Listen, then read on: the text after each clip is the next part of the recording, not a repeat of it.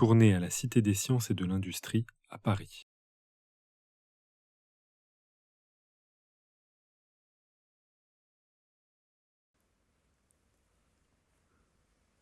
Ok, merci d'être là. Cette table ronde, c'est pourquoi venir sur YouTube quand on est professionnel. Donc là, c'est bien sûr pas moi qui vais parler, c'est plus eux. C'est tous des professionnels de la vidéo depuis un certain temps, qui travaillent à la télé notamment, et qui s'intéressent à YouTube pour diverses raisons. Donc on va essayer de comprendre pourquoi YouTube est attractif pour eux. Voilà, je sais pas, on peut peut-être commencer par se présenter. Vas-y, à toi Ludovic par exemple. Oui. Alors, je m'appelle Ludovic Fossard. Je suis réalisateur depuis 25 ans. J'ai travaillé beaucoup. Enfin, à l'origine, je suis sorti de l'école de journalisme de Strasbourg. J'ai travaillé à France 2 en tant que journaliste. Et puis après, je suis rentré dans les pages magazines. Donc, j'ai travaillé pour Envoyé spécial, Zone interdite, toutes ces choses-là. Puis ensuite, j'ai fait du documentaire. Et il y a 10 ans, avec ma femme ici, on a monté une société de production qui s'appelle Découpage et qui aujourd'hui est une société qui compte une vingtaine de salariés et qui produit à peu près en heure de programme annuel, je dirais une trentaine ou quarantaine de projets, un peu pour l'ensemble des chaînes. On travaille beaucoup pour LCP et on travaille beaucoup pour Arte. C'est un de nos clients les plus importants. On a aussi été très investi dans tout ce qui était transmédia. On a fait pas mal de web documentaires. On a souvent été on a en tout cas suivi tous les mouvements de la création visuelle de ces dernières années. Le passage au DSLR pour les tournages, le transmédia, l'informatique, enfin toutes ces choses-là. Et maintenant, on s'intéresse aussi à la réalité virtuelle. Voilà. Bonjour, moi je suis Ségolène Fossard, donc je suis productrice à Découpage que j'ai donc fondé avec Ludovic. Nous, on s'intéresse à tout ce qui se fait. On est curieux, c'est pour ça qu'on est producteur de documentaires scientifiques. On lance une mini-collection avec Léo Grasset et Arte, qui s'intitule À quoi ça sexe, donc à quoi ça sert les orgasmes et à quoi ça sert les grands-mères, parce que dans la reproduction collaborative, elles ont un grand rôle à jouer. Donc c'est comme ça que voilà, on est là, c'est pour parler un petit peu de comment on a réfléchi aux allers-retours entre la télévision et YouTube. Bonjour, je suis Hugo Bimard, je suis le créateur d'une chaîne YouTube qui s'appelle Confession d'Histoire. Et c'est principalement pour ça que je suis là aujourd'hui, même si c'est pas du tout professionnel comme activité. Il se trouve que par ailleurs, j'ai fait ça à l'issue d'une petite carrière de 15 ans dans la post-production. Un peu pour tous les médias d'ailleurs, pour le cinéma, la publicité, peut-être que j'aurai l'occasion d'ailleurs d'en reparler, parce que cette expérience dans la publicité, c'est ce qui m'a donné des envies de liberté pour faire Confession d'Histoire, et aussi un petit peu la télévision. Et d'ailleurs ça continue, je suis toujours truquiste vidéo, enfin dans la post-production, donc infographiste, mais ça englobe beaucoup de réalités très différentes, donc on va dire truquiste. Et puis j'ai aussi eu quelques petites expériences de réalisation pour donc de la publicité, des petites pubs, hein, pas des trucs sur les chaînes nationales, vous emballez pas, c'était plus des pubs pour Internet d'ailleurs. C'est peut-être aussi intéressant d'ailleurs comme approche. Attends, 5 secondes. On a un extrait vidéo pour ceux qui ne connaissent pas Confession d'Histoire qu'on peut passer maintenant, ça serait top. Oh, ça me gêne, je suis en train d'accaparer le truc là. C'est ton premier épisode en plus. C'est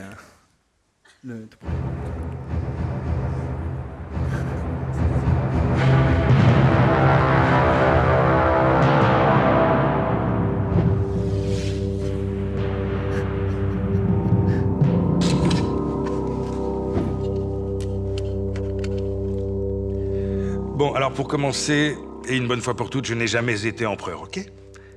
Impérator, ça oui, mais ça c'est un titre militaire, genre général. Les empereurs, c'est venu après. Moi, j'ai toujours travaillé pour la République de Rome. Alors vous me changez ça tout de suite. Là, ça va. Bonjour. Excusez-moi, il y a mépris, je suis pas un Gaulois. Je suis un Arverne. Un Celte, à la limite, si vous voulez, mais ça, Gaulois, ça n'existe pas. Non, les seuls qui nous appellent comme ça, c'est les Romains, qui parlent de la Gaule. Des Gaules, même. D'ailleurs, ils appellent Gaule cisalpine les terres de l'autre côté des montagnes, de leur côté, quoi. Et Gaule transalpine, tout ce qui est au-delà des Alpes, de leur point de vue, cette fois. Enfin, c'est dire s'ils appellent Gaulois un petit peu tout et n'importe quoi, du moment que c'est celte. D'ailleurs, Gaulois, pour nous, c'est du latin. Gallia. Paraîtrait que ça veut dire coq ou poule, un truc comme ça. Enfin, des noms d'oiseaux, quoi. Non, nous, en réalité, on est des Carnutes, des Édouins, des Bituriges, des Séquanes, des Parisis, des Rèmes, des Lingons, des Atrébates, des Pictons, des Ambiens, des Meldes, des Vénètes, des Allobroges, des Bélovaques, des Cadurques, des Rutènes, des Véliucas, des Volques, des Lémovis. Ouais, des Gaulois, quoi. Les Romains, vous savez, ça fait un moment qu'on les connaît, ces gars-là. Ça fait plusieurs siècles qu'on commerce, qu'on échange. Ils nous vendent de l'huile d'olive et du vin. Beaucoup de vin. Ah, ça, ils ont un bon pinard, les Romains. Mais ils savent pas boire. Ils le coupent à l'eau, ces cons. Et nous, on leur refile des céréales, du fer, des esclaves, plein de belles choses. Bon, alors, c'est vrai que ça n'a pas toujours été rose, hein, surtout au début, quand Brennus et ses Sénons leur ont rendu une petite visite à domicile. Disons que les premières livraisons de fer, ça a un peu été dans leur gueule. C'est les Sénons, ça. Mais bon, 350 ans, il y a prescription.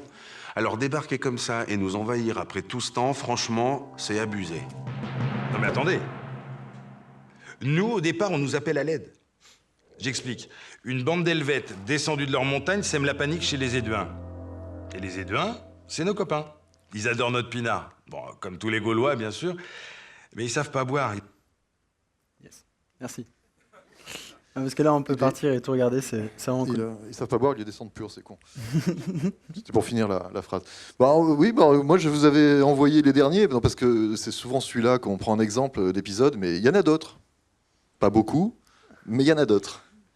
Et notamment, j'avais envoyé Aliénor d'Aquitaine, et puis le tout dernier, sorti il y a 6 mois, qui est la suite de celui-ci, avec Cléopâtre, Marc-Antoine, Retour de César, etc. Donc voilà, pour ceux qui n'auraient pas vu, je vous invite à découvrir ça sur la chaîne ou sur le site.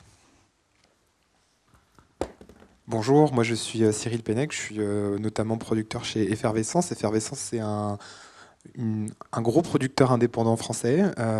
Indépendant, c'est-à-dire qu'on n'appartient pas à un groupe international ni à une chaîne de télévision. On produit notamment Tout le monde veut prendre sa place sur France 2, Slam sur France 3. Enfin, on produit des centaines d'heures de programmes par an.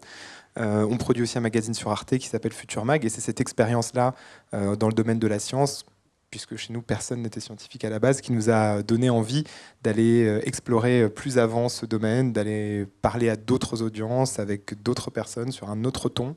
Et c'est comme ça qu'on a créé String Theory, donc, qui est une chaîne YouTube de vulgarisation scientifique, sur laquelle on travaille avec un certain nombre de vidéastes scientifiques français. Voilà, donc c'est ce projet-là, aujourd'hui, sur lequel je travaille. Cool. Est-ce qu'on pourrait mettre l'extrait de Science étonnante, s'il vous plaît ?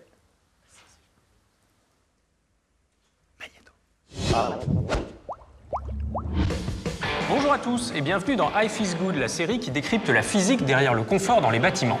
Aujourd'hui, on se trouve dans la cour du Palais des Études à l'École des Beaux-Arts à Paris. Au-dessus de nos têtes, une superbe verrière de presque 1000 mètres carrés.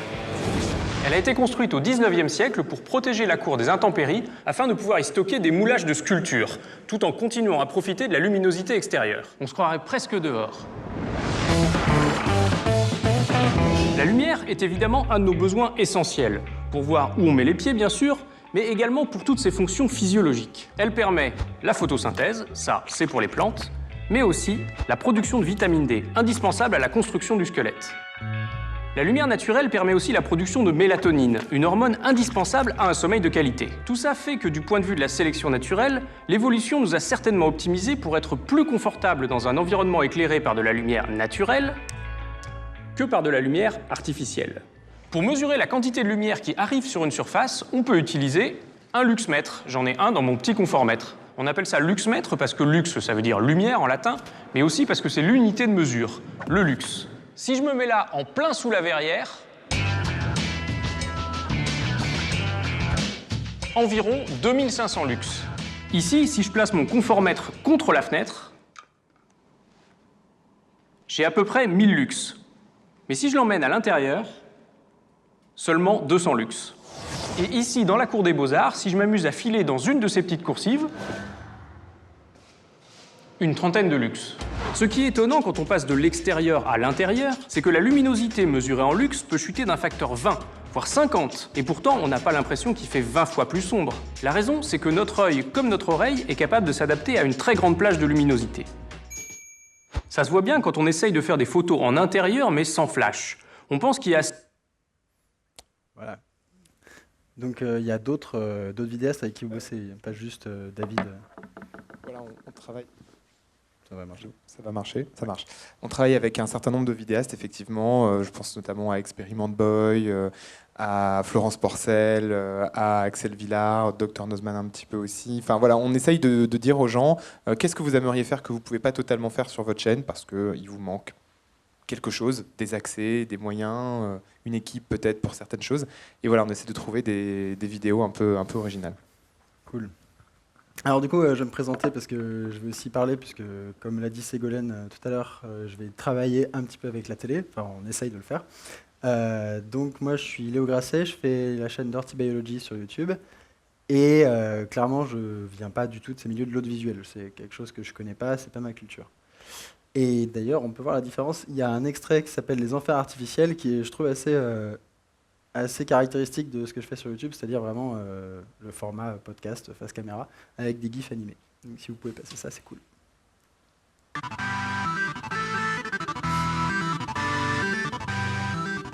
Bonjour à tous et bienvenue dans un nouvel épisode de Dirty Biology qui va littéralement vous violer la cervelle. Et je mâche mes mots. Aujourd'hui on va parler d'une idée terrible qui a effrayé des gens très intelligents et qui implique une intelligence artificielle vengeresse, des simulations informatiques de votre personnalité et des enfers construits sur mesure. Accrochez-vous bien pour le plus gros mindfuck de votre journée et on commence tout de suite avec l'expérience du basilic de Rocco. L'expérience du basilic de Rocco, ou Rocco's Basilic Experiment dans sa version originale, désigne un article qui a été écrit par un certain Rocco sur le forum de Less Wrong. Less Wrong est un site web qui est dédié à raffiner l'art de la rationalité chez les humains et qui rassemble des personnes qui tentent d'appréhender la vie à travers la logique, de prendre les meilleures décisions possibles grâce aux mathématiques et en fait de devenir un peu moins bête une étape à la fois. C'est un excellent site web qui est plein de bonnes intentions et sur lequel je vous conseille très fortement d'aller perdre du temps, mais il faut également savoir qu'il est massivement fréquenté par des singularitaristes, un terme que je vais expliquer tout à l'heure. Revenons à l'expérience du basilic de Rocco. Dans cet article, Rocco proposa que dans le cas où il existerait un jour une intelligence artificielle toute puissante, celle-ci pourrait décider de punir rétroactivement toutes les personnes qui étaient au courant du fait qu'elle finirait par exister un jour et qui n'ont malgré tout pas contribué à son développement. Une sorte de « vous saviez que j'allais arriver et vous n'avez rien fait pour accélérer le processus, et maintenant je vais vous punir pour ça ». Cette IA démoniaque fut surnommée le basilic de Rocco, en référence à l'animal mythologique qui pétrifie les gens lorsqu'on le regarde, c'est-à-dire lorsque l'on reconnaît son existence. Ce qui est étrange, c'est que cette publication a déclenché une véritable anxiété chez de nombreux membres du forum de Less Wrong, et l'administrateur du site, Eliezer Yudkowsky, supprima très vite le post et les commentaires associés, en glissant au passage un petit message d'amour à l'intention de Rocco. Plusieurs personnes avaient donc pris la menace d'une intelligence artificielle très au sérieux et la suppression du post partit en effet stressant. Un effet stressant, c'est quand, en tentant de cacher une information qui est relativement anodine, on crée un buzz autour de cette information avec pour résultat final que tout le monde va s'intéresser à l'information. Ça vient de Barbara Streisand qui avait poursuivi un photographe en justice pour qu'il retire de son site internet une photo aérienne de sa maison car elle ne voulait pas que le public la voie. L'affaire fit tellement de bruit que la photo a fini par être vue par des centaines de milliers d'internautes et elle est maintenant sur Wikipédia. Bien joué Barbara, top discrétion.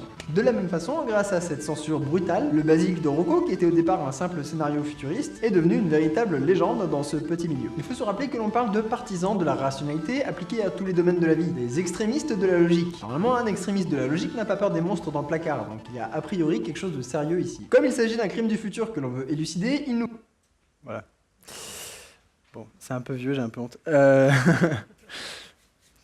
Du coup, en fait, ce qui est intéressant, je pense, avec vous, c'est que vous venez du milieu de la télé et vous vous intéressez à un support qui n'existait pas il y a 10 ans, parce que YouTube a été créé en 2005.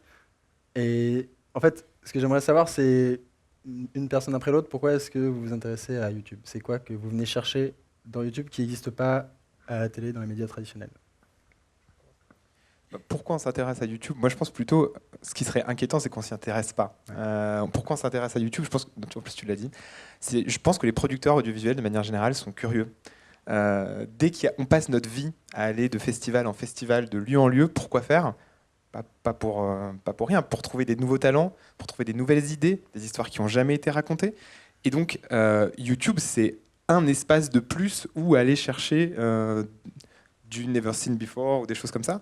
Et donc, du coup, pour moi, ça me paraît la base en fait, de s'intéresser à YouTube. Donc, de mon point de vue, les gens qui s'y intéressent pas, c'est la partie de la télé qui va se faire uberiser peut-être dans quelques années. Donc, y aller, pourquoi on y va? Pour trouver des choses originales, parce que notre travail, c'est d'aller convaincre des diffuseurs. Il y a, allez, on va dire, 10 diffuseurs qui ont un budget à même de faire vivre des sociétés de production, des centaines de sociétés de production qui se battent pour ces cases auprès de ces 10 diffuseurs.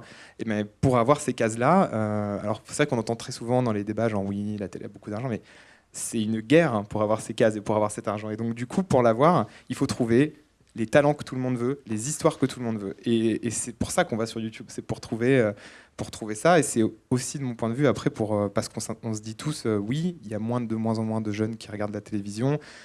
Il y a une énorme partie de l'audience qui n'est plus là. Et au bout d'un moment, ce qu'on aime, c'est aussi parler à tout le monde. Et donc, aller là où la création se fait. Voilà. Moi, c'est pour ça que j'ai commencé à aller sur YouTube professionnellement.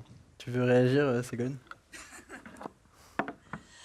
Alors oui, il y a un gros problème d'audience en télévision parce qu'avec Léo, on s'est amusé à collecter des petits chiffres qui vont nous permettre de comparer l'audience d'un documentaire, par exemple scientifique.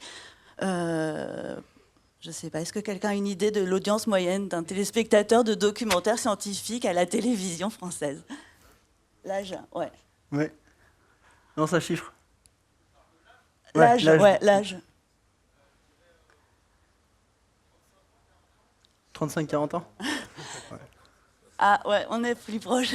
L'âge moyen d'un téléspectateur de documentaire scientifique en France, en fait, il est de 58 ans.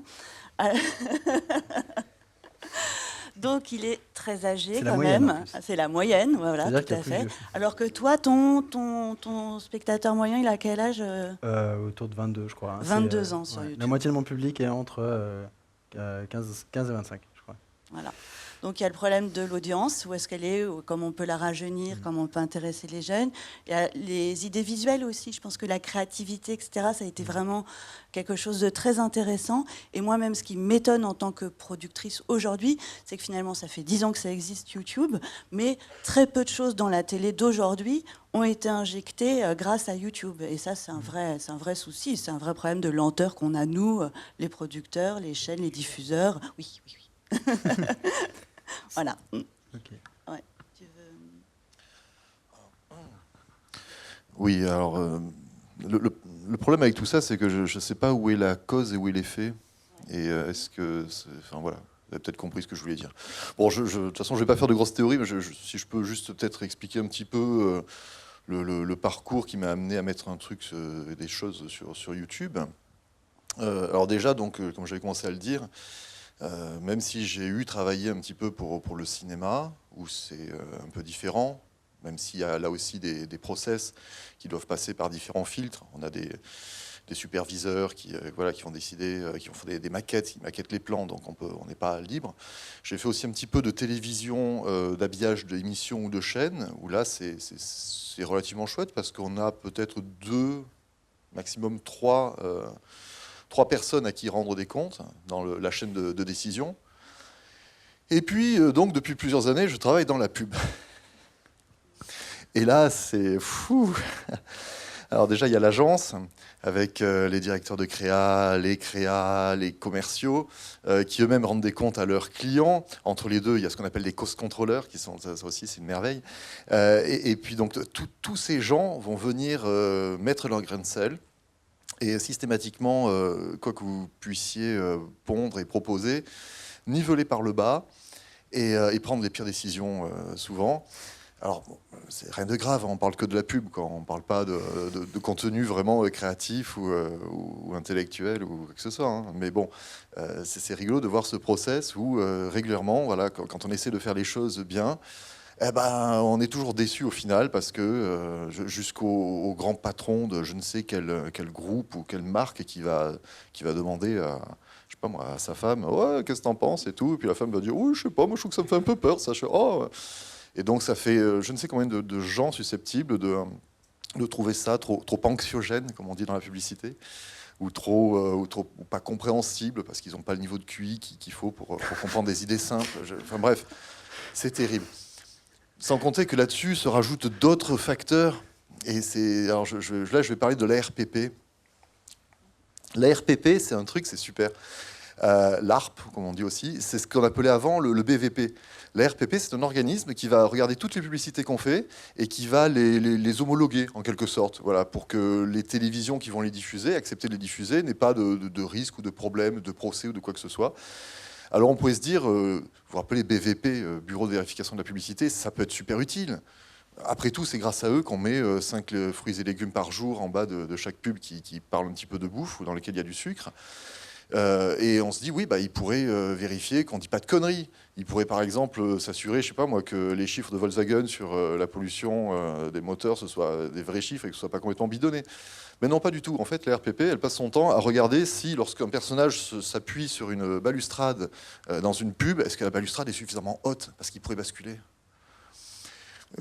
Quand une voiture double, c'est pas très recommandé, mais si elle double, il faut absolument qu'elle ait son clignot d'allumé. Sinon, c'est dramatique.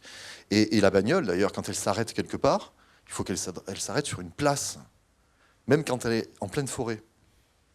Et sérieux. Alors c'est super parce que quand on travaille dans les effets spéciaux comme moi, ça nous fait plein de boulot. Parce que moi, j'ai par exemple été amené à recréer des places de parking en pleine forêt pour que la voiture s'arrête vraiment sur une place de parking. Et puis il y a des règles, mais de fou. On ne se rend pas compte. Il faudrait écrire un bouquin là-dessus. Les règles de la RPP, par exemple, quand on est assis dans son fauteuil et qu'on est face à un écran, une télé ou qu'on a une tablette, on n'a pas le droit de manger. C'est interdit. On ne peut pas montrer quelqu'un qui grignote. Le grignotage, c'est mal. C'est le mal, le grignotage. Enfin bref, vous voyez un petit peu l'ambiance dans laquelle on évolue. Et donc moi, après plusieurs années à avoir travaillé là-dedans, et donc y compris en tant que réalisateur parfois sur certains projets, où on se retrouve dans des réunions qu'on appelle des PP, des pré-production meetings, des PPM. Alors, on voit ça un petit peu dans le truc de Bec BD, là, 89 francs, où les mecs ils se prennent la tête pour savoir si c'est ce verre-là ou ce verre-là qu'on va utiliser, c'est les deux mêmes verres en fait. Enfin bref, voilà, des trucs qui servent à rien. C'est terrible et ça va, à chaque fois on va faire un truc magnifique, ça va être le film du siècle, quoi. Ça va révolutionner la publicité et puis on finit par faire de la merde comme à chaque fois, quoi. Enfin bref, donc voilà, c'est suite à ça que je me suis dit j'ai envie de faire quelque chose que vraiment je puisse contrôler de A à Z, sur lequel je n'ai de compte à rendre à personne et que je puisse mettre un gros mot si j'ai envie ou pas, de pas me prendre la tête pour savoir si je m'adresse à un public jeune ou un public plus large, si ça va faire 5 minutes ou 20 minutes. Et donc voilà, j'ai bricolé ce premier épisode que vous avez vu. Et au début, je ne pensais pas forcément à YouTube. Mais bon, quand on fait quelque chose, on a quand même envie que ce soit vu. Et donc, je me suis servi de YouTube comme vitrine pour montrer le résultat de cette petite expérimentation personnelle, on va dire. Un petit peu comme on peut mettre un court-métrage. Voilà. D'ailleurs, pour moi, c'est des courts-métrages. C'est plusieurs courts-métrages, c'est pas vraiment une émission. Mais à la base, le but, c'était pas forcément que ça reste comme ça. Et je me disais, pourquoi pas, justement, comme c'était fait d'une manière quand même un peu professionnelle, parce que j'avais tourné ça avec une vraie équipe de tournage, avec un chef-op, un ingé-son, enfin voilà, comme je savais faire, à savoir donc un vrai tournage.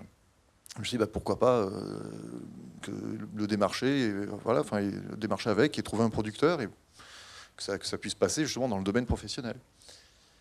Et puis en fait, alors, si je suis trop long, vous m'arrêtez. Oui, c'est intéressant. Tu es en train de passer tous les thèmes de la... Ah merde. En même temps. Spoiler alert. Ah merde. C'est pas grave. Bon, j'ai fait un petit peu de name dropping juste pour voir un petit peu moi dans quelle situation je me suis retrouvé et ce qui a conduit là aussi à le mettre sur YouTube en dehors de le montrer, c'est qu'il y a quelques années de ça, j'étais amené à bosser sur un projet. Alors c'était un projet qui était produit par Phare et Balise. Phare et Balise, c'est une société de production. Ils font des trucs, en plus, historiques, c'est rigolo. C'est des enquêtes d'un personnage, je ne sais plus comment ça s'appelle. C'est un mec qui mène des enquêtes au XVIIIe siècle. Sherlock Holmes. Non, Avant plus Ancien Régime, genre sous Louis XV, un truc comme ça.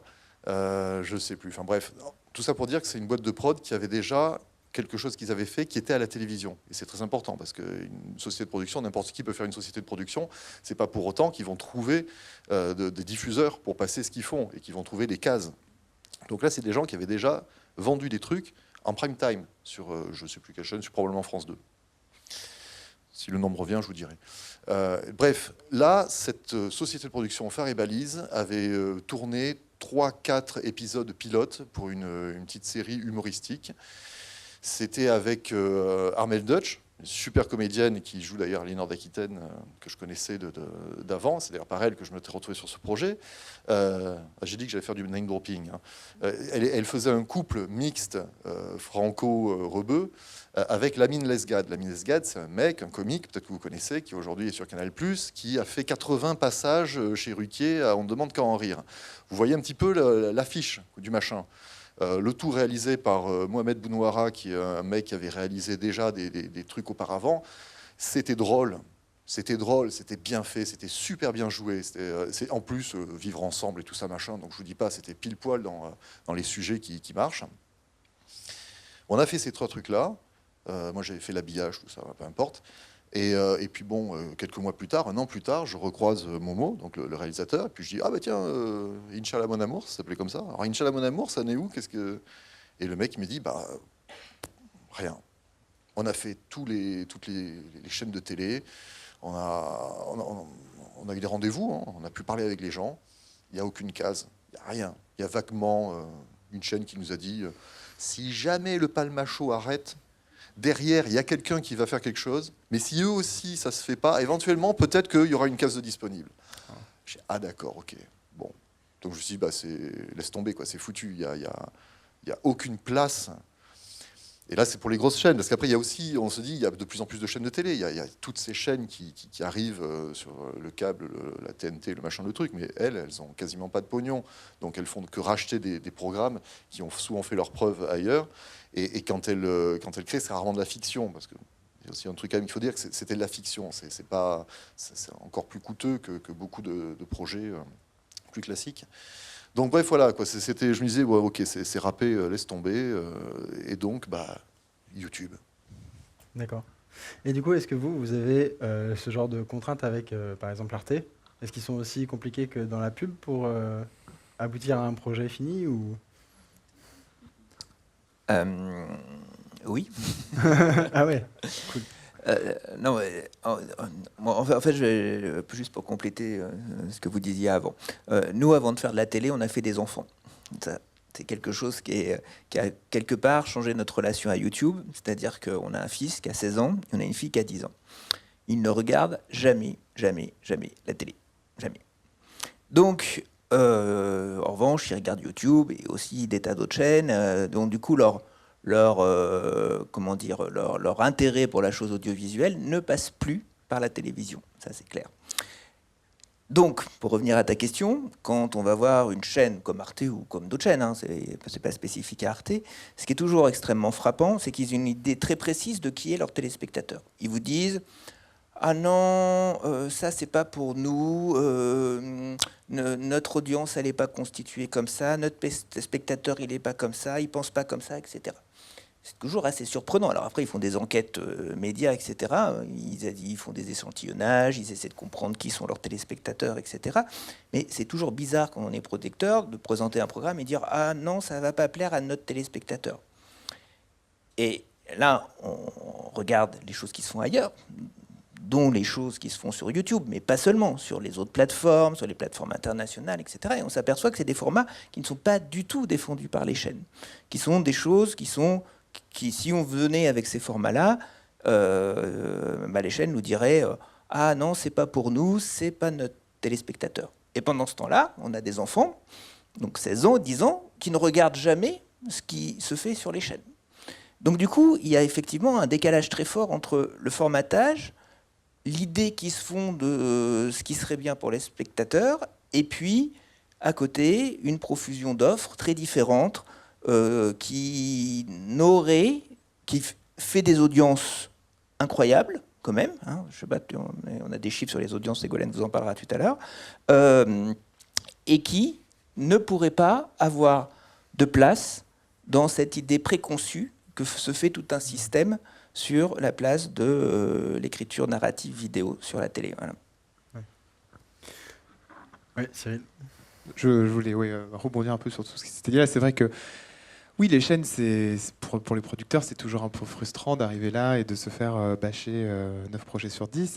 C'est vrai que, je parle par exemple du projet dont vous parliez, mais moi je pourrais en citer des tonnes exactement sur ce modèle-là. Après, c'est la règle du jeu, c'est-à-dire elles ont leur logique de décision. Moi, je me garderais bien de dire que je ferais mieux à leur place. Parce que dans une chaîne, c'est compliqué. Il y a des dirigeants, il y a des moments, il y a des contraintes légales. Enfin, il y a tout un tas de choses qui font qu'ils sont amenés à prendre des décisions qui peuvent sembler un peu contre-intuitives, mais qui, dans leur système, sont logiques. Donc, c'est pas si simple que ça. Enfin, voilà, je pense que c'est compliqué de travailler dans une chaîne aussi. Et autre chose, par rapport à ce que vous disiez, c'est vrai que arriver à faire le lien entre YouTube et la télévision quand on leur parle, pour moi, il y a un très très bon exemple, c'est celui de Derek Muller, Veritasium, qui a fait un documentaire qui est à la fois un documentaire télé et des contenus pour sa chaîne. Moi, j'ai eu la chance de pouvoir rencontrer et Derek Muller et sa productrice qui a raconté le cauchemar de cette production. C'est-à-dire que quand lui a dit « Ah, moi, je vais faire des contenus pour ma chaîne en plus du documentaire », sur le sujet du documentaire, ouais, ils passeront bien sûr 6 mois plus tôt. Elle a vraiment cru que c'était la fin de sa vie, quoi. Et en fait, tout ça a très bien cohabité parce que le documentaire était un documentaire télé, les contenus pour le web étaient avec la grammaire d'Internet, ça fonctionnait très bien et au final, l'un et l'autre se renforçaient bien. Donc, c'est vrai qu'il faut, je pense que ce que vous tentez, j'espère, fera école, mais c'est vrai que c'est... Nous, notre travail, c'est de se battre avec les diffuseurs pour leur dire mais nous, on sait que ça va marcher auprès du public, même si c'est pas ce que vous pensez. Il y a des exemples qui montrent que si, que ça. Et c'est vrai que, bon, être à leur place, moi, j'aimerais pas être à leur place. Mais je comprends quelle est leur logique de diffusion, de décision. Je vois bien pourquoi ils ont peur d'aller sur YouTube, parce qu'ils se disent oh là là, on va avoir des problèmes de droit pas possible, tout ça est fait de façon anarchique, ça va pas rentrer dans nos quotas parce que c'est ni de la fiction ni du documentaire. Pour eux, c'est un casse-tête.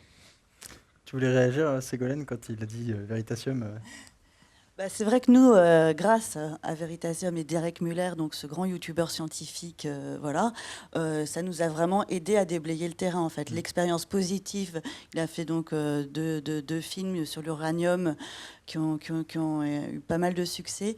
Et c'est vrai que ça nous a aidé à vendre le projet avec Léo à Arte. Mais à Arte, il y a quelque chose qui les préoccupe beaucoup, c'est que Léo parle trop vite.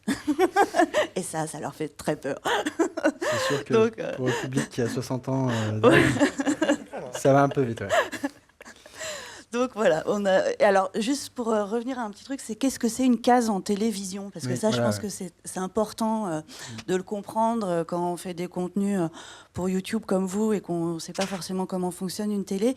Donc une télé, il y a une programmation et cette programmation décide que tous les vendredis, par exemple sur Arte à 22h, il y aura un documentaire qui va faire 52 minutes précises qui sera diffusé tous les vendredis soirs. Donc nous, alors le vendredi soir, évidemment, c'est pas une très bonne heure pour diffuser du documentaire en plus scientifique, mais c'est la case. Sinon, il y a une autre case, par exemple sur Arte le samedi soir, où là, c'est plus pour des 90 minutes précisément, qui parle plus de contenu style des explorations, des grandes découvertes, etc.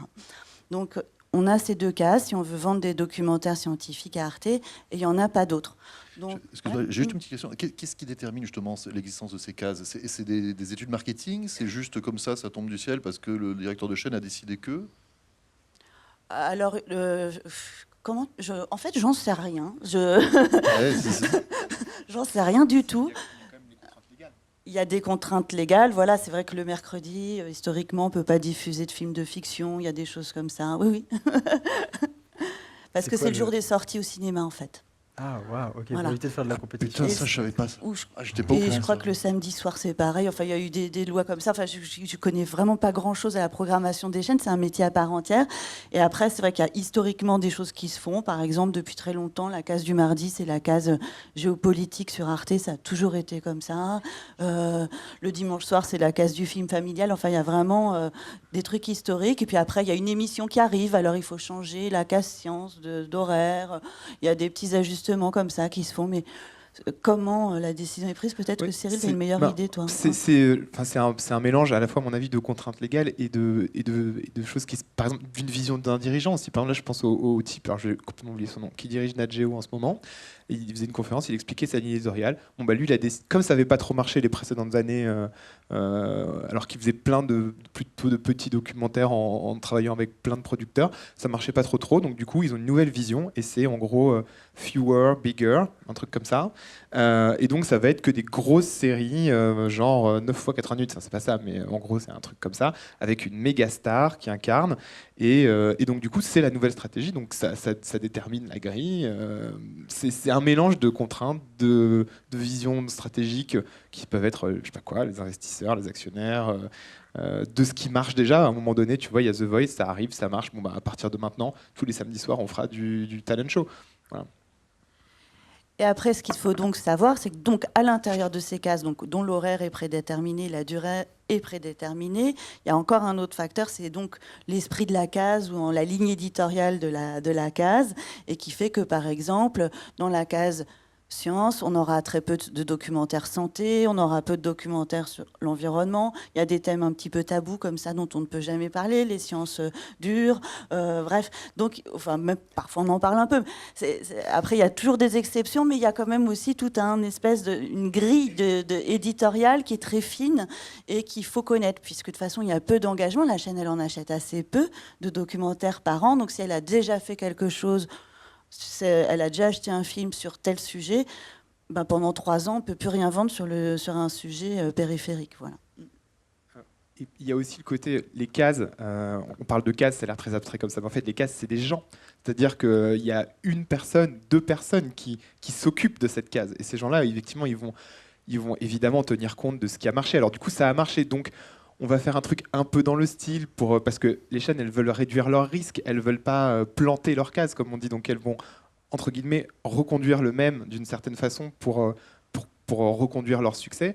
Et après, il y a aussi, c'est clair, la personnalité des gens qui dirigent les cases. On sait que y a des sujets, c'est même pas la peine de leur en parler. Donc, c'est juste, ça n'existe pas.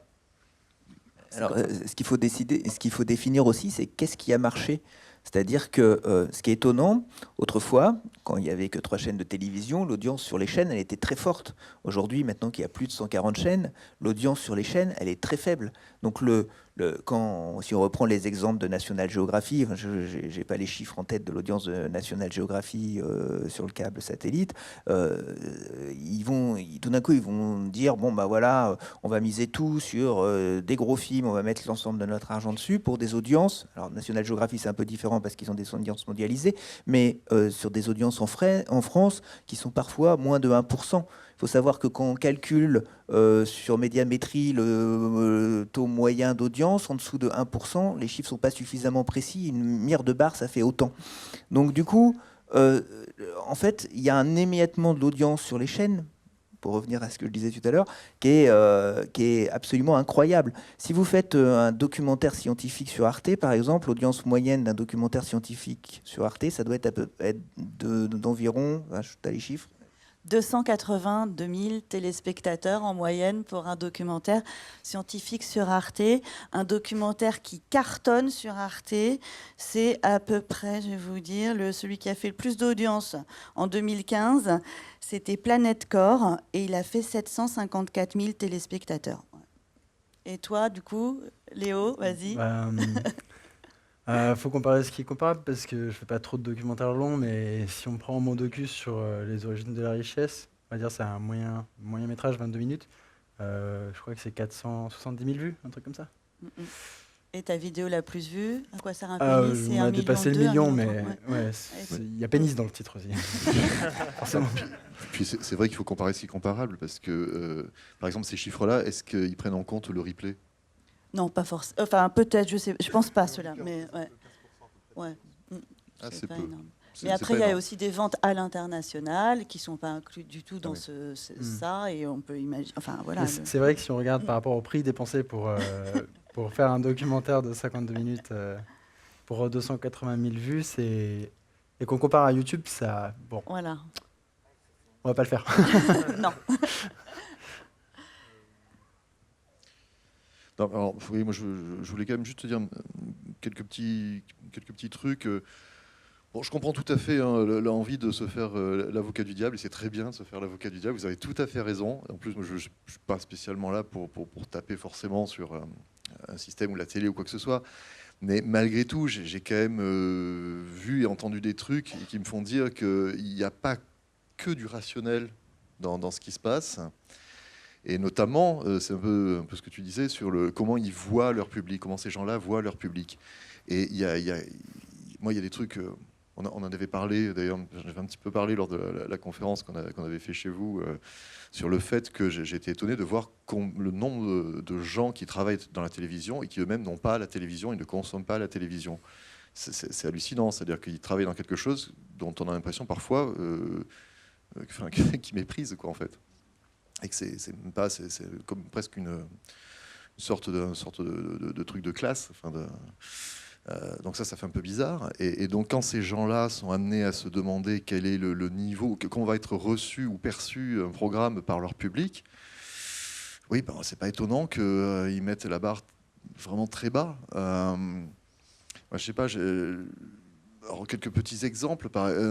Quelqu'un qui fait de la cuisine historique, qui avait essayé de développer un projet, et ce qu'on lui a répondu, et c'était avant même qu'il y ait quoi que ce soit à juger, donc on ne peut pas dire que c'est parce que c'est raté, que c'est moche, que c'est pas beau, quoi que ce soit. Non, juste sur le concept lui-même, il y avait déjà problème. C'est-à-dire que les gens lui disaient, attendez, c'est de l'histoire ou c'est de la cuisine ? Ça rentre dans quelle case ? Alors là, c'est un autre sens au terme case, mais vraiment, c'était ça. C'était cette volonté de labelliser, d'étiqueter. Alors, non, ça les perturbait. Non, attendez, c'est pas une émission culinaire, c'est pas une émission historique. On voit pas où le mettre. On voit pas où le mettre. Et ce formatage-là est assez terrible. Parce que moi, la question que je me pose, c'est pas tant pourquoi est-ce que les professionnels iraient sur YouTube, c'est pourquoi est-ce qu'il se passe aujourd'hui sur YouTube ne s'est pas passé à la télévision ? N'a pas explosé, n'a pas eu lieu dans des circuits classiques et traditionnels. Et bon, c'est très bien que ça se soit passé comme ça, mais je pense qu'une des réponses, c'est que, alors, il y a les contraintes, on parlait des contraintes légales, etc. D'accord, bon, ça, c'est la loi est ce qu'elle est. Mais au-delà des contraintes légales, il y a aussi des tas de biais, des tas de filtres, des tas de prises de décision qui font que l'absence de risque. Je vais prendre encore un autre exemple. Frédéric Lopez, c'est ça, hein, donc Rendez-vous en terre inconnue, dont j'ai réalisé le générique. C'était Retour en terre inconnue. Il est super bien le générique. Super sympa le gars, très cool, vraiment. Le mec, pendant des années, il a pitché son truc à plein de chaînes, à plein de prod, en disant voilà, vous allez voir, c'est génial, c'est un truc, ça n'a jamais été fait. C'est un truc, on prend une star, on l'amène au fin fond du monde et tout, passe une semaine avec des gars. Ça n'a jamais été fait, ça n'a jamais été fait. Et il répétait ça comme un argumentaire de vente. Et en fait, il a mis un certain temps à se rendre compte que, mais à chaque fois qu'il disait ça n'a jamais été fait, mais les gens serraient les fesses et il ne se passait plus rien parce que c'était hyper anxiogène et non, attendez, ça n'a jamais été fait. Mais si ça n'a jamais été fait, c'est pour une raison, c'est que ça marche pas, c'est que c'est pas possible. Donc voilà, à force de ne pas prendre de risques, c'est clair que ça, c'est vraiment une question où tu te dis, la télé est en crise, bon, c'est évident, hein, je veux dire, la fuite des audiences, etc. Mais, et du coup, le réflexe des gens, c'est de se dire, ok, c'est la crise, donc on ne va pas prendre de risques. Alors je peux dire, c'est la crise, c'est le moment de prendre des risques, justement, pour s'en sortir. Et c'est vrai qu'il y a ça. Alors, sur l'émission télé... Histoire cuisine, il y a une émission merveilleuse qui s'appelle Eston's Feast en Angleterre, qui est le chef Eston Blumenthal qui recrée les recettes du passé. On parle de la France, là, monsieur. Merveilleuse émission qu'on a essayé d'adapter en France, qu'on n'a pas réussi à adapter. Bon, on s'en fiche un peu. Et du coup, j'ai un peu perdu le fil de ce que je voulais dire. Je suis désolé. C'est pas grave. J'ai une question pour toi, en fait, justement. Attends, je rebondis sur le côté ça n'a jamais été fait, parce que ça, c'est quand même assez intéressant. L'émission de Lopez, au départ, elle est diffusée sur France 5. C'est comme ça qu'elle est lancée, avant de se retrouver à 20h30 sur France 2, etc., etc. la question qu'on se pose toujours, en tout cas moi je me pose, c'est comment c'est possible qu'on ne prenne pas de risque sur des cases d'après-midi de France 5 qui font parfois 0,5% d'audience. Vous voyez, il y a un moment donné où la prise de risque en termes d'audimat, un programme va marcher parce qu'il fait 1% et un autre il va pas marcher parce qu'il fait 0,8%. Ça n'a aucun sens. Et pourtant c'est comme ça que c'est réfléchi à l'intérieur des cases, et c'est pour ça qu'on vous dit tout le temps « Ah non, ça va pas être pour notre audience, c'est un peu trop risqué, c'est un peu trop décalé. » Mais on ne parle pas d'une audience à 20h30 à 5 millions de téléspectateurs, on parle d'une audience microscopique dans des endroits où, justement, on peut se permettre ce genre de choses.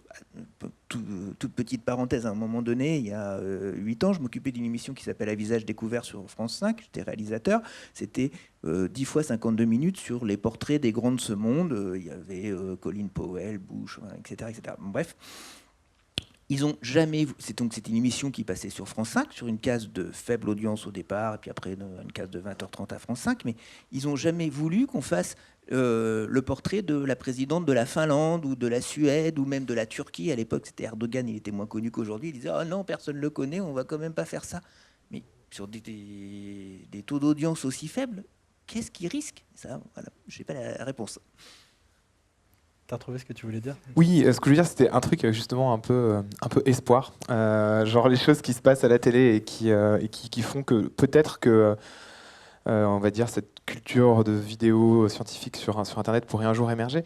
C'est qu'avant, il y avait quelques chaînes qui, on l'a dit, avaient énormément d'audience. Et donc, comme il fallait parler à tout le monde, on était obligé un petit peu d'aller sur le plus petit dénominateur commun, c'est-à-dire ce qui touche vraiment un enfant de 15 ans et à la fois une grand-mère de 75 ans. Alors qu'aujourd'hui, avec tout le morcellement des audiences, finalement, les chaînes se retrouvent un peu comme YouTube dans une logique de niche. Donc, avant, il y avait vraiment le grand public, l'audience de masse, les chaînes de télé et on va dire les masses de niche sur Internet. Et aujourd'hui, comme les chaînes ont tendance à aller sur de plus en plus de niches, tout simplement parce qu'elles se multiplient et donc elles doivent se différencier, etc. Donc moi j'ai l'intuition que, alors qu'avant elles parlaient à des audiences de masse, elles vont de plus en plus parler à des audiences, pas de niche, mais en tout cas un peu plus ciblées, et que du coup ce qui est un peu plus, elles vont devoir produire des programmes un peu plus saillants, avec un peu plus d'originalité. Voilà. Moi c'est le côté qui, voilà, confiance dans le futur. Je pense que notre histoire avec Ségolène, c'est exactement ce que ça montre, c'est que ils sont prêts à bosser avec quelqu'un qui fait des trucs qui parlent trop vite, tu vois.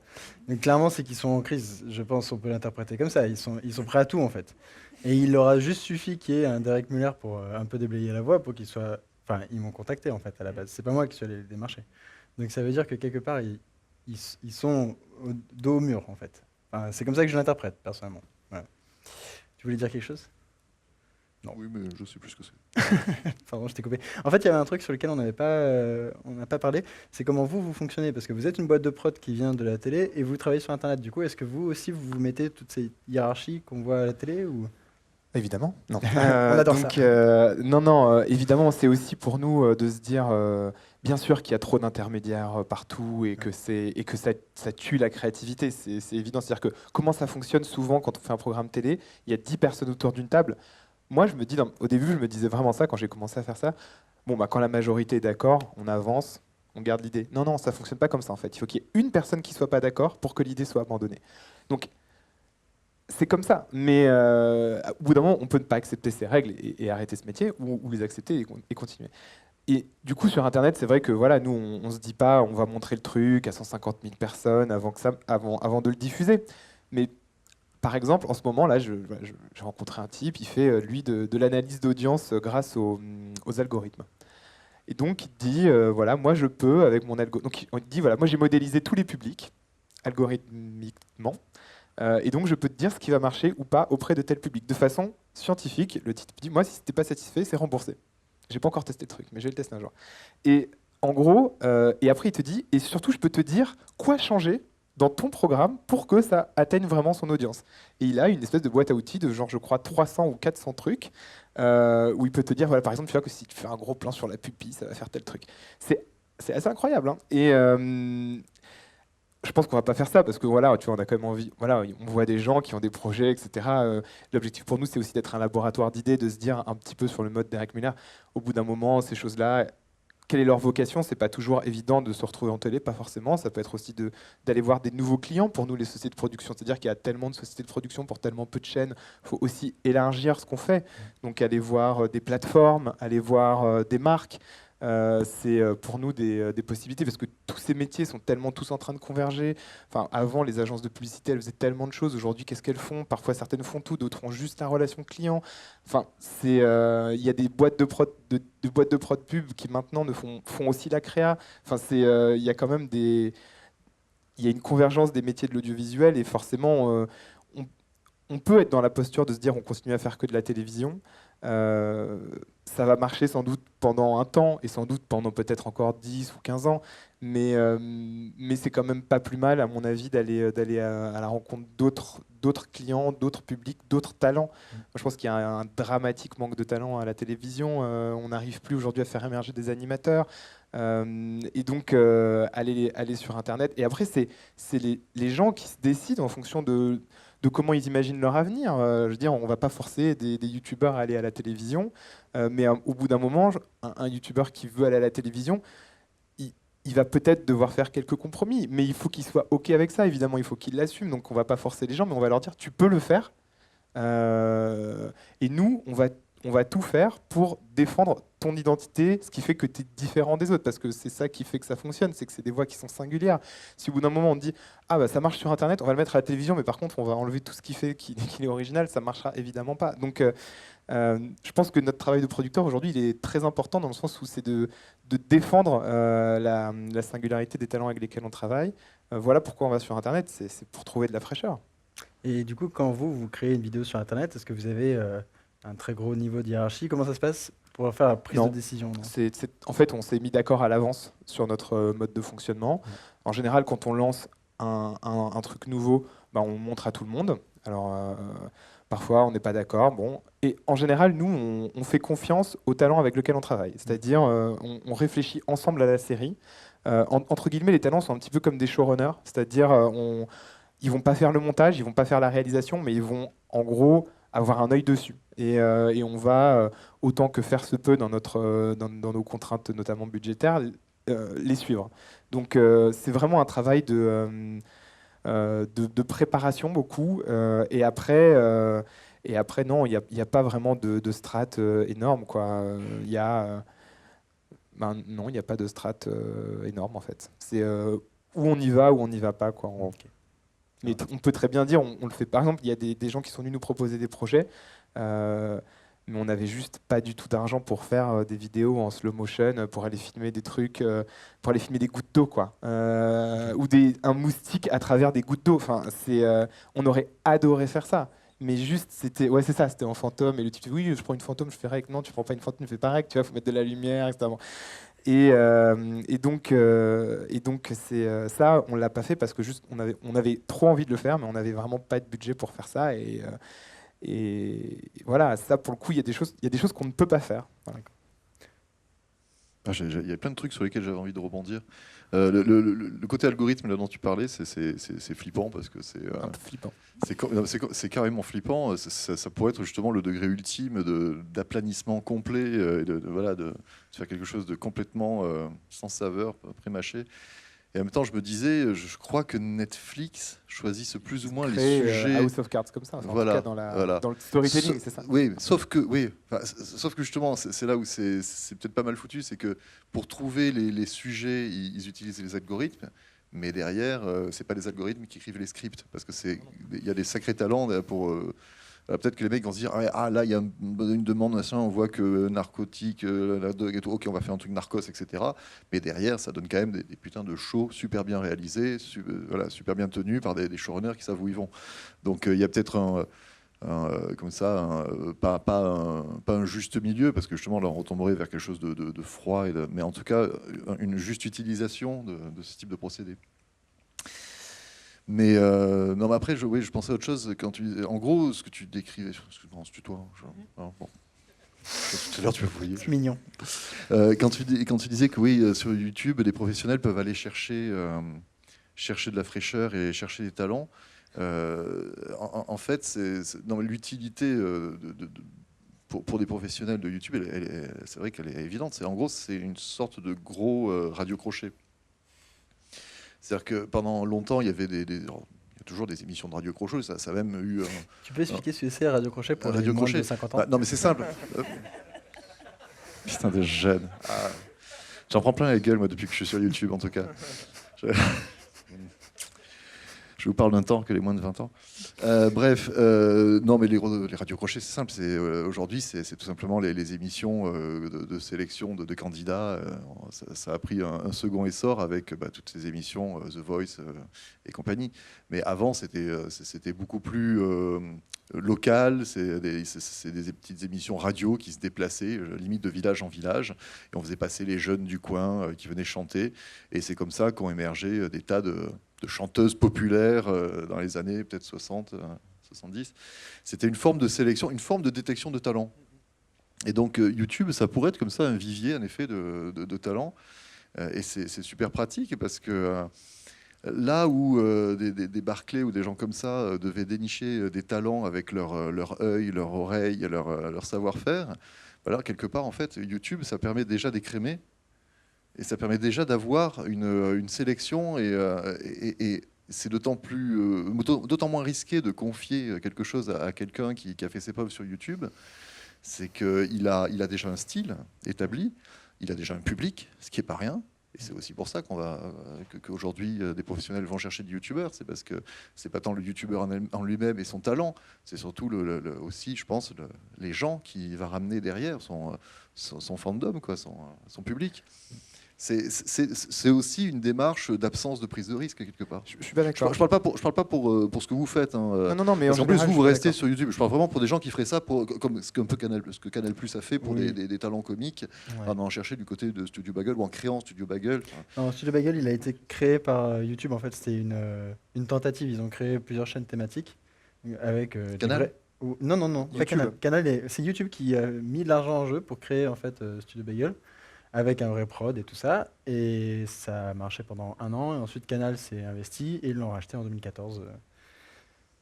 Il y a quand même, ça on n'en a pas beaucoup parlé, mais c'est vrai que on dit les professionnels vont sur YouTube, mais surtout YouTube va aussi chercher les professionnels, c'est-à-dire que on parlait du studio Bagel, c'est vraiment l'exemple typique, c'est-à-dire que je crois que c'était en 2012, YouTube qui devait venir d'être racheté par Google, quelque chose comme ça à ce moment-là. Non, ils n'étaient pas encore rachetés. 2006. Ah oui, donc ils étaient déjà bien rachetés. Ouais. Eux, en gros, ils se disent, voilà, nous, on doit maximiser nos revenus, avoir un maximum de pubs pour gagner un maximum d'argent. Seulement, pour pouvoir caler de la pub, grosso modo, il me faut des grosses audiences et donc des contenus attrayants. Et donc, ils sont allés voir des tas de producteurs en disant, c'est eux qui vont savoir faire des contenus qui marchent. Il y a eu les producteurs qui se sont dit, bon bah cool, on prend l'argent, on fait ce qu'on fait, donc ce qu'on a toujours fait, on réfléchit pas trop, et qui ont fait des chaînes en gros de télé sur YouTube, et là évidemment ça marchait pas. Et puis il y a ceux qui ont un petit peu réfléchi, c'est de voir quelles étaient les tendances qui marchaient, ils ont fait Studio Bagel, mais à la base c'est bien YouTube qui allait chercher, à l'origine c'était une filiale de Tel France, je crois, qui est quand même une des plus grosses sociétés de production française, qui fait Plus belle la vie tous les jours. Donc ils sont pas allés chercher des petits talents sur Internet, quoi. Ils sont allés chercher the boîte de production. Donc, et idem dans plein de pays. Et aujourd'hui, YouTube Red, il y a un mélange de... Alors YouTube Red, c'est le programme de YouTube par abonnement pour que les gens payent 9 € par mois pour s'abonner à YouTube Red. Il va falloir les attirer quand même. Quand on paye 9 € par mois pour avoir Netflix... YouTube Red, c'est YouTube pareil, mais sans les pubs, c'est ça? Voilà, sans les pubs et avec du contenu original aussi. Ah. Et donc du coup, ils sont allés identifier un certain nombre de créateurs. Alors cette fois-ci, ils ne sont pas allés directement voir les sociétés de production, mais clairement, ces contenus vont être vraiment produits. Ça ne va pas être des amateurs donc qui font des vidéos dans leur garage, je crois vraiment pas. Et c'est vrai, quand on 9 € par mois pour voir YouTube, il va falloir vraiment que la promesse soit forte, quoi. Oui, parce que alors, pour rebondir sur tout ça, il faut bien se rendre compte d'une chose, c'est que le mot avait été employé sur la convergence à un moment donné, c'est que le paysage est en complet bouleversement. C'est-à-dire qu'aujourd'hui, il y a une guerre très importante sur les plateformes, puisque c'est ça qui va diffuser du contenu, c'est ça qui va représenter l'avenir, et c'est pas forcément tellement les télévisions classiques. Alors, pour nous, producteur, c'est un énorme challenge parce que tout change. C'est-à-dire qu'il faut bien vous rendre compte que sur une chaîne classique, la chaîne met une certaine somme d'argent en fonction de l'heure à laquelle ça passe, de la chaîne, d'un prix négocié avec les syndicats, etc., qui avoisine sur un 52 minutes pour Arte, on va dire, je dis un chiffre approximatif, mais 150 000, 190 000 euros, ça dépend des thèmes, etc. Et qu'après, il y a des financements extérieurs qui viennent avec le CNC, avec la ProCirep, avec les aides médias, etc. Et ça double ou ça fait x3 le budget. Donc la production française, sans tout ce système, elle aurait extrêmement de mal à exister, et ce système, il existe parce que il y a des directives européennes qui ont protégé le milieu de la culture, que tout ça se gère entre nous, etc. Là, aujourd'hui, avec YouTube Red, mais surtout Netflix, je rappelle que la semaine dernière, Netflix a annoncé des résultats incroyables. Enfin, ils ont fait x2 par rapport à ce qu'ils espéraient, ils ont dépassé les 100 millions d'abonnés. C'est une chaîne qui est regardée massivement. Si on reprend ce que je disais tout à l'heure, mes enfants regardent massivement Netflix. C'est sûr que c'est là où les choses se passent. Et après, nous, on s'intéresse beaucoup à la réalité virtuelle en ce moment. Et là, vous regardez ce qui se passe dans la réalité virtuelle, c'est impressionnant. C'est-à-dire que on a évoqué le rachat de YouTube par Google en 2006, où ça avait été racheté 1,6 milliard. À l'époque, tout le monde disait quoi, 1,6 milliard, voilà, c'est énorme. En 2014, il y a 2 ans, Google rachète Oculus pour 2 milliards d'euros. Vous voyez, c'est Facebook qui a racheté Oculus. Facebook qui a racheté. Donc du coup, ce que je veux dire par là, c'est que la bagarre sur les plateformes de contenu vidéo mondialisées fait que la donne est en train de radicalement changer. Et pour nous, producteurs, ça veut dire que de plus en plus, il faut arriver à concevoir... à imaginer qu'on devra pouvoir concevoir des programmes avec Amazon, avec Google, avec Facebook, avec YouTube. D'ailleurs, etc., tu parles d'Amazon, ils ont racheté Twitch aussi pour 1 milliard, un petit peu moins d'1 milliard, un petit peu. Ces chiffres-là, on n'est plus à ça près. Ouais, moi, je voulais juste rajouter quelque chose sur les producteurs qui vont chercher des talents frais sur YouTube. Bon, déjà, c'est vrai qu'il y a eu des producteurs qui ont essayé d'aller un peu faire leur marché, d'aller chercher des YouTubeurs, mais ça n'a pas du tout marché. D'abord, ils se sont fait têche, la plupart. Les YouTubeurs ont dit jamais de la vie, j'irai travailler à la télé. Et les producteurs qui se croyaient vraiment les rois du pétrole sont venus la queue entre les jambes en se disant ouais, tu te rends compte, il a 22 ans, il veut pas bosser avec moi, c'est dingue, etc. quoi. Justement, c'est parce qu'il a 22 ans. Quand tu auras une femme et des gosses, quand tu auras une famille à charge, on en reparlera. Donc, ouais, il y a ça, mais ça, c'était marrant. Ça a été vraiment, je pense, le premier réflexe, ça a été de dire génial, on va identifier des gens, parce que c'est vrai que c'est une grosse machine à casting gratuit, on va dire. Et en même temps, il y en a plein qui en revenaient pas, que les youtubeurs veulent pas aller à la télé. C'était dingue pour eux. Dans les logiques de production à la télé, c'est vrai qu'il y a quand même, on va dire dans les jeux qui est un peu traditionnels ou à l'ancienne, c'est vrai qu'il y a le côté genre bon, tu fais ce qu'on te dit puis tu fais pas chier. Ça évidemment ça marche pas du tout avec les talents issus du web, c'est clair. Et je pense que il y en a un certain nombre qui se sont cassés les dents là-dessus. Et aussi pour dire, ça marche pas à tous les coups non plus les talents YouTube à la télé. Il y a quand même eu beaucoup de tentatives en France. Enfin, genre on l'a pas trop vu, mais il y a beaucoup de chroniqueurs dans des émissions de talk-show, etc. Et moi je me souviens d'avoir vu un des directeurs des programmes de D8 à l'époque me dire mais moi plus jamais de talents YouTube dans les émissions. À chaque fois qu'ils sont là, l'audience tombe. Donc c'était des trucs extrêmement concrets. Alors évidemment, je pense que les choses évoluent, etc. Non, pas de non. Mais c'était l'époque. C'est une époque révolue maintenant.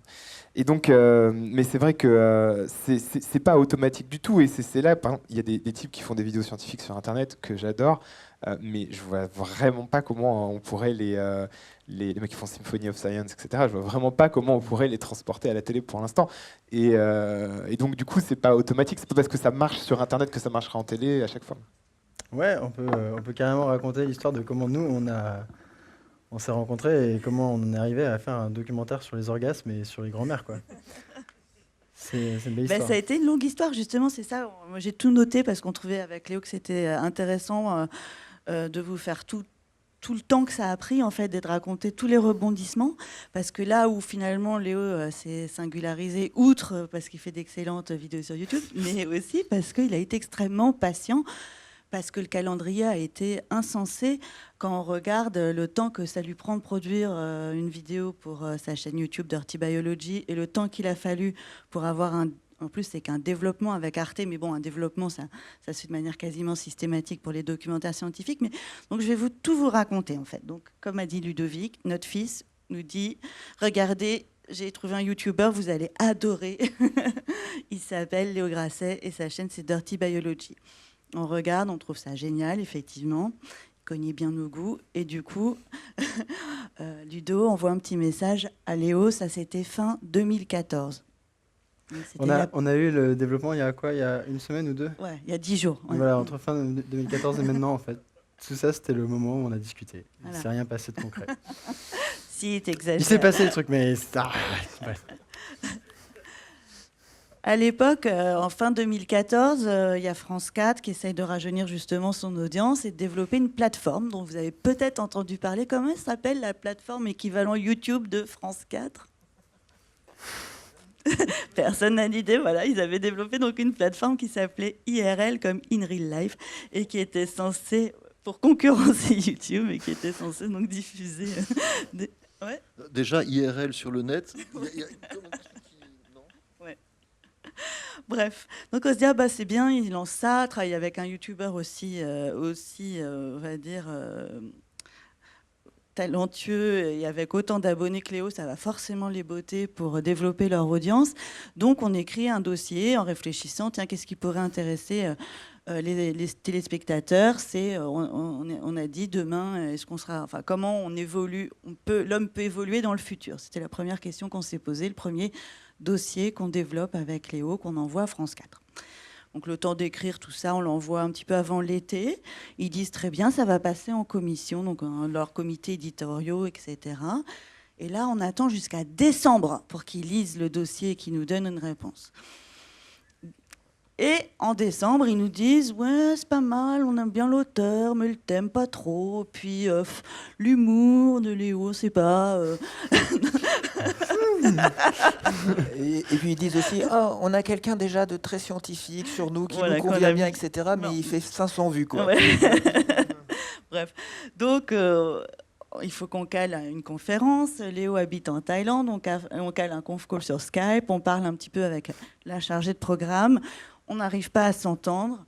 Et là, j'ai dit, ça ne sert à rien de réécrire un dossier, tout ça, on va perdre du temps. Non, mais vraiment, on n'est pas du tout sur la même longueur d'onde, donc on donne pas suite.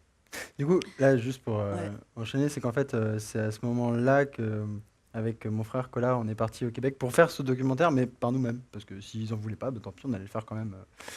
Voilà, donc le documentaire sortira à un moment donné, pas sous la même forme, mais on le sortira quand même parce que c'est un truc qui me tient à cœur. Voilà. Bref. Non, mais c'est super. Enfin, voilà, quoi, de toute façon. Tant pis pour eux. Hein, ouais, tant pis pour eux, exactement.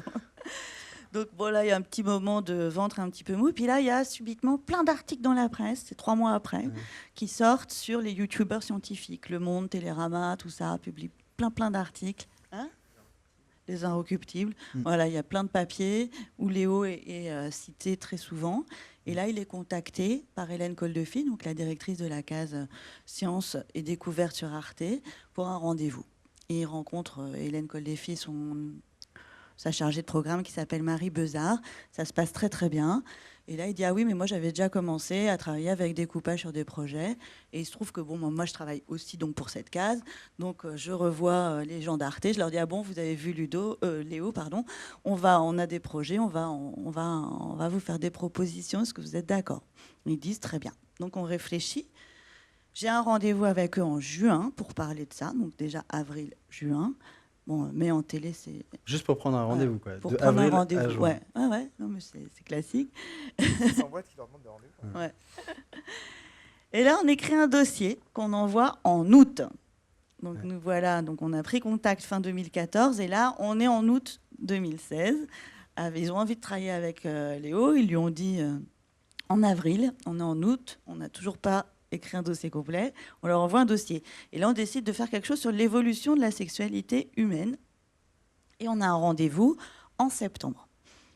En septembre, ils nous disent « Ah, c'est un petit peu trop large, recentré. On a peur que Léo parte dans tous les sens. Si c'est trop large, il faut angler davantage, etc. » Donc, on réfléchit avec Léo. On réécrit un dossier sur l'orgasme qu'on présente en octobre. Ouais. Voilà.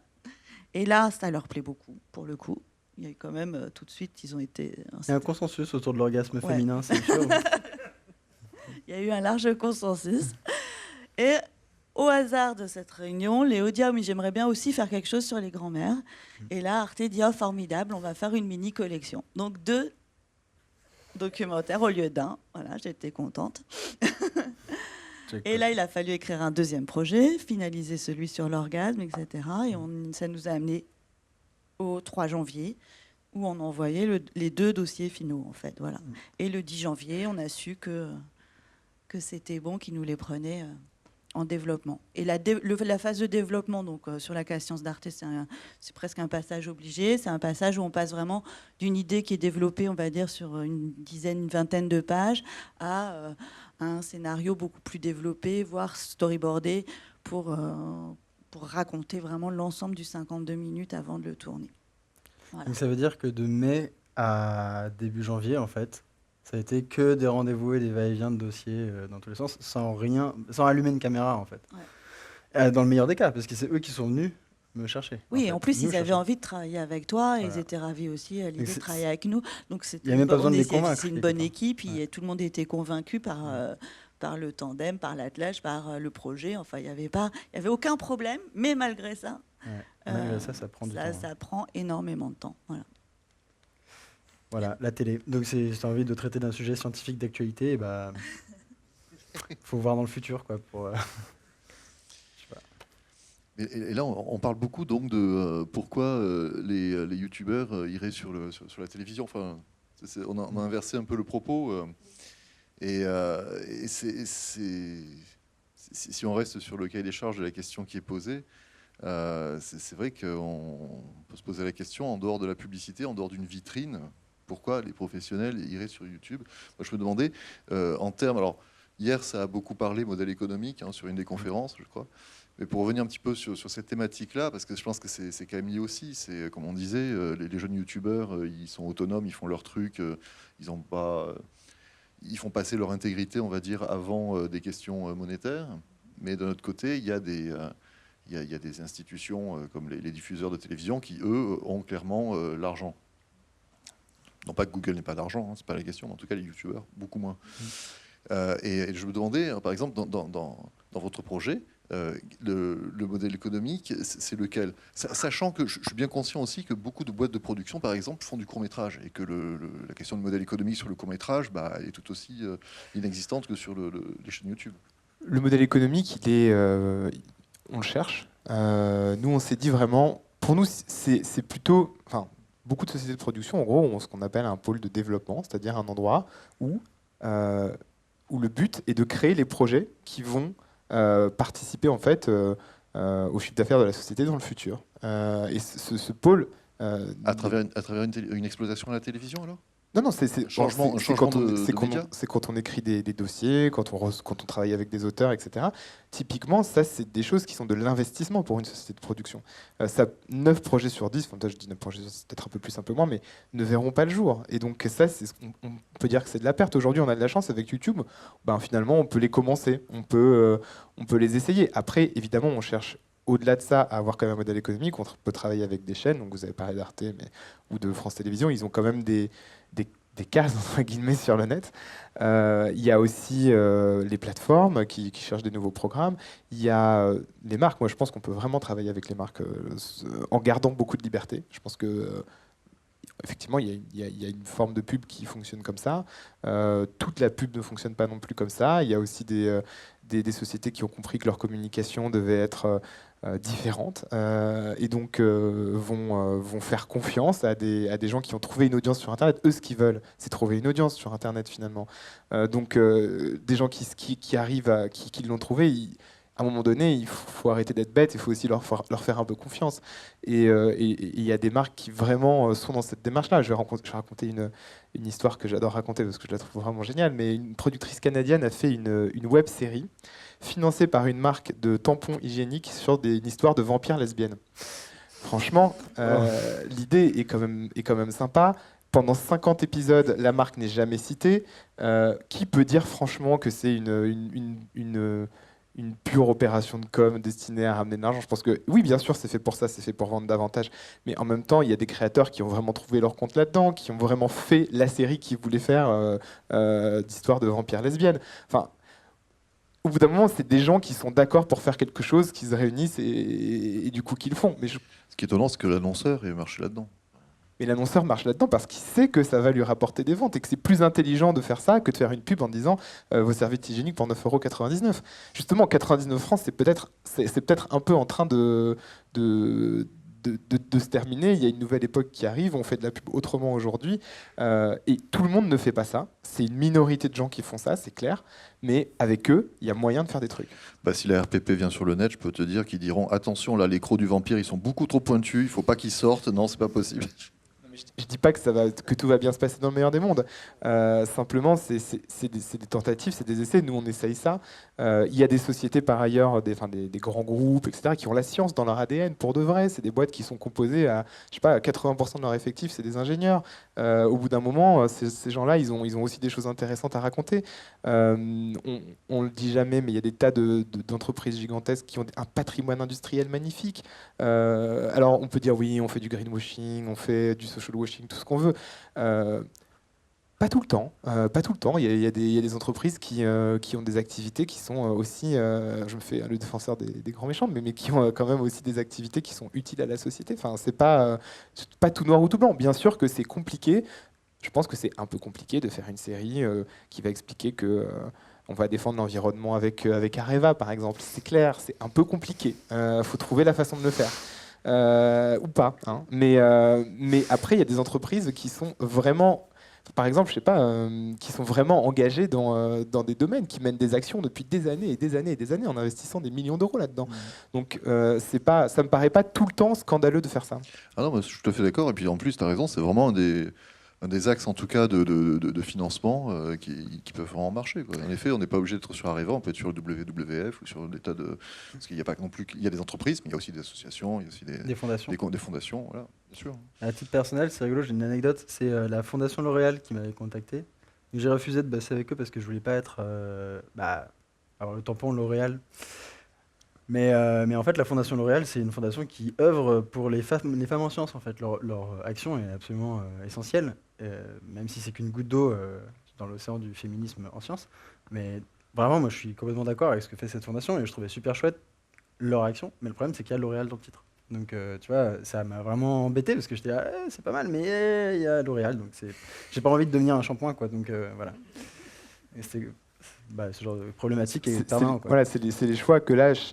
Qu'en fait, il n'y a que les individus qui peuvent faire ces choix-là. Finalement, nous, on peut pas forcer. Je crois qu'il faut surtout pas forcer quelqu'un à faire ça. Enfin, ça, ce serait vraiment le pire du pire. Il a suffi que je demande à plein de potes et ils m'ont tous dit non. Donc je me suis dit bon, d'accord. Voilà. Peut-être qu'on pourrait faire passer un micro dans le public s'il y a des questions, parce que ça fait un bout de temps qu'on parle. J'ai juste une remarque, le temps d'apporter le micro. La Fondation L'Oréal œuvre pour les femmes et la science, et du coup, il contacte un vidéaste masculin, évidemment. Bah ouais. Non mais on est d'accord que le problème est là, hein. Mais c'est juste eux ils veulent un maximum. En fait ils ont une logique de diffusion maximale, donc tu vois ils cherchent un gars qui a plein d'abonnés en fait. Je pense que j'aurais été une fille, ça aurait été encore mieux pour eux, c'est clair. Mais il n'y a pas de femme scientifique. On pourrait faire une table ronde sur ce sujet-là, Tania.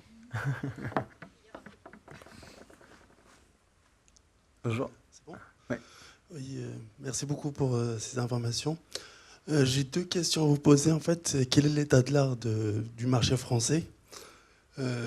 Si vous pouvez nous donner un petit comparatif par rapport à d'autres pays, dont les États-Unis.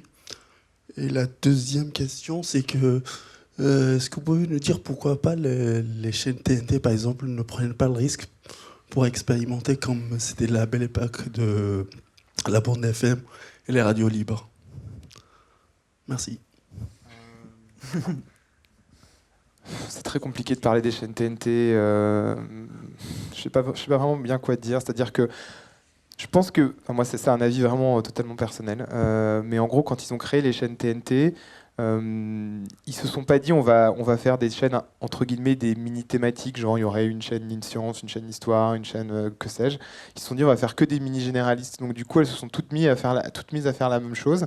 Et en fait, bah voilà, comme elles se sont toutes mises sur le plus petit dénominateur commun. Et Moi, je trouve que c'est vraiment très dommage. Après, il y a des tentatives aussi sur certaines chaînes de la TNT, parfois qui marchent pas. Mais c'est vrai que c'est pas. Enfin, je pense que quand on essaie de faire des documentaires scientifiques, c'est pas là prioritairement qu'on va aller chercher du financement. Et sur les comparaisons internationales. Je me rends pas bien compte. J'ai l'impression qu'aux États-Unis, évidemment, ils ont une audience plus importante. J'ai pas l'impression pour autant que les chaînes aillent davantage les chercher. Il y a quelques exemples. Il y a celui de Derek Muller, mais il y en a pas non plus énormément d'autres. PBS a fondé un studio qui s'appelle PBS Digital Studio. Et en fait, qui produit des contenus pour Internet. Alors, certaines des séries produites par PBS Digital Studio sont liées à une émission ou à une case. Je ne sais pas vraiment si elles sont diffusées à la télévision. Je pense que c'est plutôt une déclinaison web de leur programme. Voilà. Et après, oui, il y a beaucoup plus de collaboration, par contre, entre des entreprises, des marques et des vidéastes. Ça, c'est certain. Ça, aux États-Unis, on l'a dit hier, c'est beaucoup plus accepté. Décomplexé, qu'ici. Ouais. Alors, par rapport à cette première question, en France, on a beaucoup de chance. C'est-à-dire que, alors, j'ai pas les chiffres précis parce que je les ai pas travaillés avant, mais je vais vous donner des ordres de grandeur.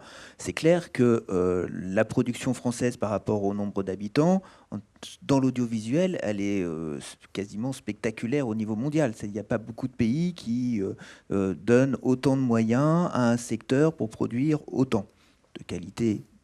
Il y a des choses super qui se font, vraiment, des choses moyennes, mais clairement, il y a un secteur dynamique en France qui offre beaucoup de choses très différentes. J'étais en Australie là, il y a un mois, du coup, pour un sujet pour Arte, c'est clair qu'en parlant avec mes collègues australiens et en leur racontant ce que nous, on était capable de produire, ça leur arrive pas. Eux, leur champ de compétences, c'est d'aller faire, certes, du reportage ou du documentaire, mais c'est toujours pour une marque.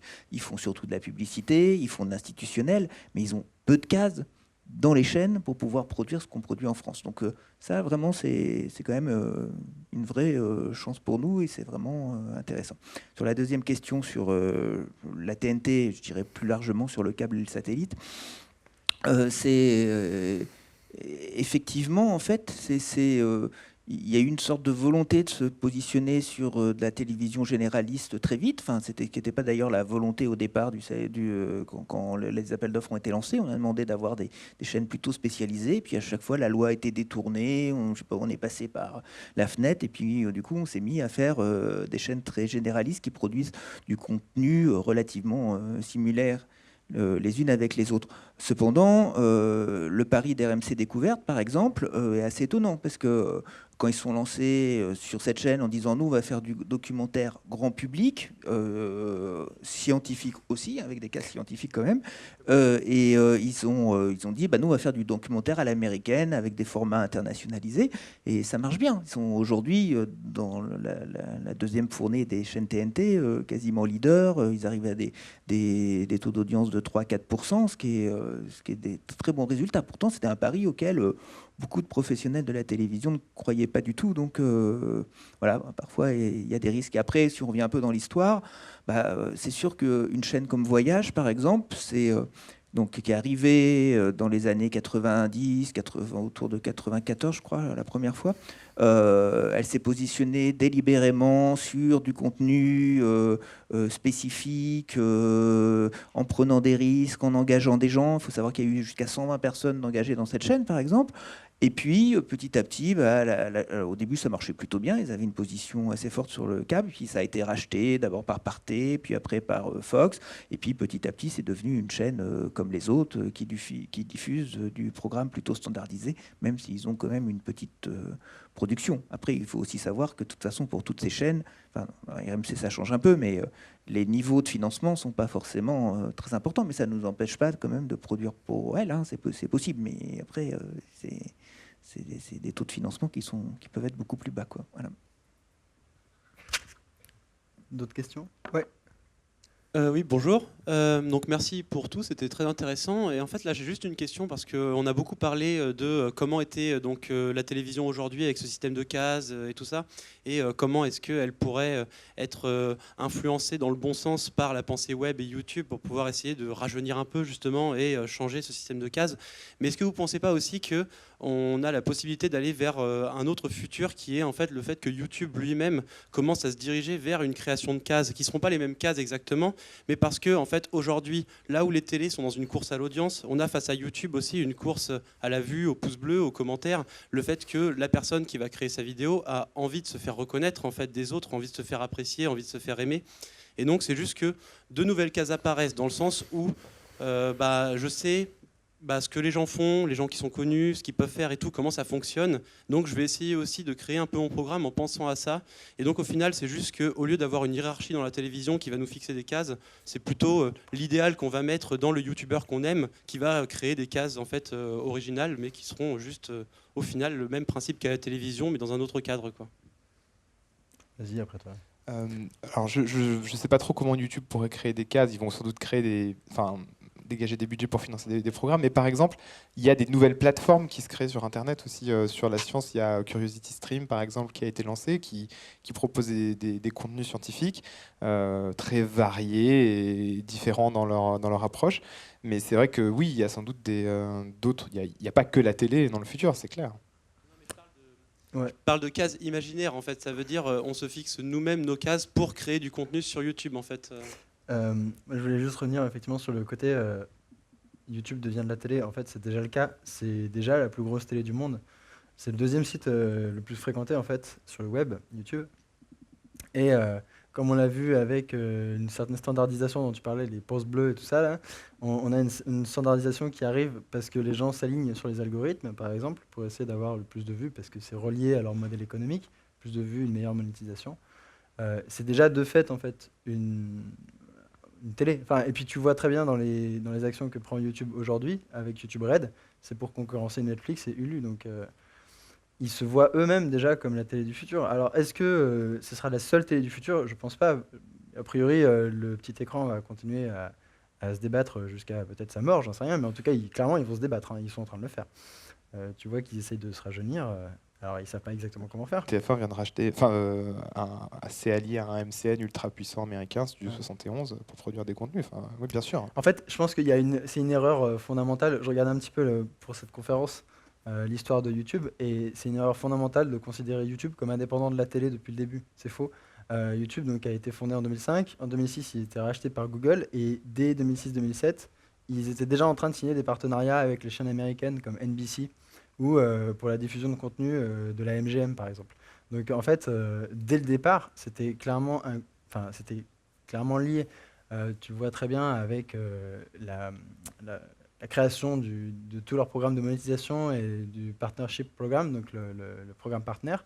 En fait, c'est pensé comme on va avoir plein de producteurs, des tout petits producteurs indépendants. Là, apparemment, il y en a plus d'1 million en fait. Moi, ma chaîne est partenaire. Et c'est une logique, ils sont dans une logique télé, etc. Donc, voilà. Et le modèle économique de YouTube, finalement, il est un peu proche de celui de la télé. C'est-à-dire que leur mode de financement, c'est la publicité. Ouais. C'est comme ça, comme les télévisions. C'est juste que la publicité allait s'investir dans plusieurs endroits. Et donc, une partie de la publicité qui a été perdue par la télévision s'est reportée sur Internet. Donc, moi, je pense qu'il y a des gros liens entre mode télévision et YouTube. Tout n'est pas là pareil, évidemment. Mais... Moi, je veux juste dire quelque chose, excuse-moi Hugo, sur la télé de service public quand même, parce que donc, dans le modèle économique, la télé de service public, l'argent vient de la redevance que tout le monde peste de payer, etc. Mais c'est quand même ce qui fait que dans la totalité des documentaires qui sont produits aujourd'hui, il y a 5% de documentaires scientifiques. Alors si on va dans la logique des pouces bleus, jamais il y aura 5% des vidéos YouTube qui seront des vidéos scientifiques. Donc voilà, c'est quand même chouette de vivre dans cet environnement-là qui soutient des choses qui ne sont pas justement forcément juste la loi de l'audience et la loi de la majorité, mais aussi parce que y a une mission de service public qui fait que on doit diffuser des documentaires d'un genre varié, historique ou scientifique. Mais justement, hier, on en a parlé de dire que ce service public devrait arriver sur Internet aussi, en fait, pas juste sur le petit écran, mais... Oui, non, il y a un truc qui est revenu quelques fois. D'ailleurs, à un moment donné, j'ai relancé sur la notion de replay. C'est un peu ça qu'il y avait derrière. C'est qu'avec YouTube, il y a quand même aussi deux facteurs qui entrent en synergie. C'est à la fois la question du contenu, mais aussi la question du type de consommation, de la façon de consommer de l'image. Le côté VOD, en fait, le côté qu'on retrouve sur Netflix, etc. Ce qui clairement va passer comme un modèle, peut-être pas mort, mais en tout cas vraiment secondaire, c'est le fait d'avoir une grille de programmation. Parce que quand on parlait de case, en fait, le terme de case en télé, ça renvoie à ça, ça renvoie à une grille. Et ça, c'est clair que ça va difficilement tenir le choc face au fait d'avoir accès au contenu qu'on veut, quand on veut. Et d'ailleurs, je pense que le fossé qui se crée entre la consommation des jeunes et la consommation des plus anciens, il est plus là-dessus que sur le contenu lui-même. Parce qu'en fait, moi aussi, comme je suis un vieux, j'ai des grands, j'ai des enfants qui sont assez âgés aussi. Et oui, en effet, ils passent tout leur temps sur YouTube sans regarder la télévision, mais ça n'empêche pas que sur YouTube, ou plutôt sur Dailymotion, ils regardent des contenus qui viennent de la télé. Ça, en fait, ils regardent la même chose que les 58 ans de moyenne d'âge qui sont devant la télévision. C'est juste qu'ils le consomment différemment avec ce système de voir quand ils veulent, comme ils veulent, quoi. Voilà. Après, bon, sur la question du formatage, parce que je crois que c'est ça un petit peu derrière la question de est-ce que au final, il ne va pas y avoir un formatage qui va se faire de partout. La diversité va peut-être permettre d'avoir justement un champ plus large, en tout cas, de modes d'existence et de modes d'expression. En tout cas, il faut l'espérer. De ce qu'on voit, le formatage, il existe depuis le début sur YouTube. Hein. Enfin, il y a eu une mode Minecraft, tout le monde faisait des vidéos de gaming Minecraft. Enfin, c'est juste hallucinant le nombre d'heures, même aujourd'hui, on peut regarder le nombre d'heures de vidéos sur Minecraft qu'il y a sur YouTube, c'est incroyable. Là, on a eu récemment, la mode, c'était les vidéos d'un couteau chauffé au rouge et qui coupe des trucs. Ça a fait, enfin, il y a une chaîne qui a fait ça, et puis bien sûr, il y a des gens qui copient et qui refont, et la chaîne, elle a explosé. Il y a quelques mois, c'était les vidéos de pilons. Et voilà, ça fait des modes comme ça, et tout le monde s'aligne, ça s'homogénise beaucoup, et en fait, ça sera toujours comme ça. Ça a toujours été comme ça sur YouTube, ça sera toujours comme ça. Je vois pas... C'est pas si différent, en fait. Enfin, fondamentalement, pas si différent que ça, je pense. Mais à la différence d'une grille, d'une chaîne qui par essence est finie, le fait que sur YouTube ou sur le net, la grille soit virtuellement infinie, ça permet toujours à des formats aussi bizarroïdes que ça d'exister et de trouver un public. Ça permet un peu d'exotisme. Ouais. Est-ce qu'il y a d'autres questions ? Bonjour. On a vu du coup que les chaînes publiques avaient un certain budget pour la science et le documentaire. Et du coup, au niveau des chaînes privées, la frilosité qu'ils ont à aller chercher des youtubeurs, elle est pas réelle parce que le Palmacho, Studio Bagel, Golden Moustache, ils ont quand même fait leur trou à la télévision. Est-ce que c'est pas plutôt une frilosité de la part des chaînes privées envers la science et tout ce qui peut être rationnel et intelligent ? Ouais. Je suis un peu d'accord. Non, mais évidemment que la science, c'est pas le thème le plus glamour, effectivement, qui draine le plus de public, et forcément, et en plus de ça, je pense que il y a la science, il y a les personnes autorisées et il y a les personnes non autorisées dans les médias traditionnels à en parler, et ça, c'est une barrière extrêmement gênante et rageante, effectivement. L'humour, voilà, il n'y a pas besoin de dire oh oui, j'ai un doctorat, il y a un PhD et je suis tout à fait légitime pour en parler, quoi. La science, effectivement, faut montrer patte blanche. Il y a quelque chose qu'on est peut-être plus dans l'entre-soi, et effectivement, il y a plus de frilosité aussi par rapport à ça et par rapport à des systèmes de pensée classiques. À la télévision, les chantres de la science, c'est pas les Bogdanov. Ouh. Temps X. Je parle beaucoup plus récemment. Ils reviennent, ils ont des projets d'ailleurs, je crois. Enfin, c'est des interlocuteurs privilégiés quand il s'agit de science à la télévision. J'ai l'impression que c'est dire où on en est. Tu sais quoi, c'est encore pire. Il n'y a même plus de science à la télé, en fait, plus du tout. Il n'y a même plus les Bogdanov, c'est dire. C'est un paquet. Non, mais quand même, le documentaire se porte pas si mal. Oui, le scientifique, quand même, je redis mes chiffres, mais c'était 134 heures de produit en 2015. Mais ça Présenté quand même plus 119% de progression en termes de production. Donc, oui, je parlais des émissions. Alors les quotidiennes, émissions par exemple, scientifiques, oui, c'est pas voilà. sorcier, etc. Mais finalement, c'est toi qui a pris la suite de C'est pas sorcier. Enfin, pas tout seul. Non, mais c'est pas méchant, mais voilà, il y a d'autres sources d'informations scientifiques pour les enfants, en fait, voilà. Et les enfants regardent C'est pas sorcier sur YouTube, quoi, ça c'est sûr. Mais c'est sûr qu'il y a une certaine méfiance pour la science dans les médias, surtout dans les médias privés qui doivent réunir le plus d'audience possible pour faire le plus de publicité possible. Et alors, et ça, quand vous êtes en contact avec eux, c'est pas, comment dire, autant ça, enfin, moi ça m'a toujours semblé un petit peu bon, ils disent ça, mais c'est pas très grave finalement la qualité du programme. Mais c'est fou, vous travaillez avec TF1, vous faites 32% de part de marché, et puis tout le monde dit c'était super, ton film c'est génial et tout, et puis après vous faites 29% et dit ah j'ai pas trop aimé, il y avait plein de longueurs, etc. Donc enfin, le lien avec l'audience est très fort. Alors quand vous leur parlez de science, ils vont se dire oh là là là là, on va pas faire beaucoup d'audience, ça va pas marcher. Donc enfin, ils sont tellement flippés par ça, ils sont tellement flippés par l'idée qu'ils perdent de l'audience tous les jours. Hein. Au TF1, là, j'ai lu une brève ce matin, ils ont fait 17% d'audience en journée hier, ce qui est catastrophique. Enfin, c'est des chiffres extrêmement bas pour eux.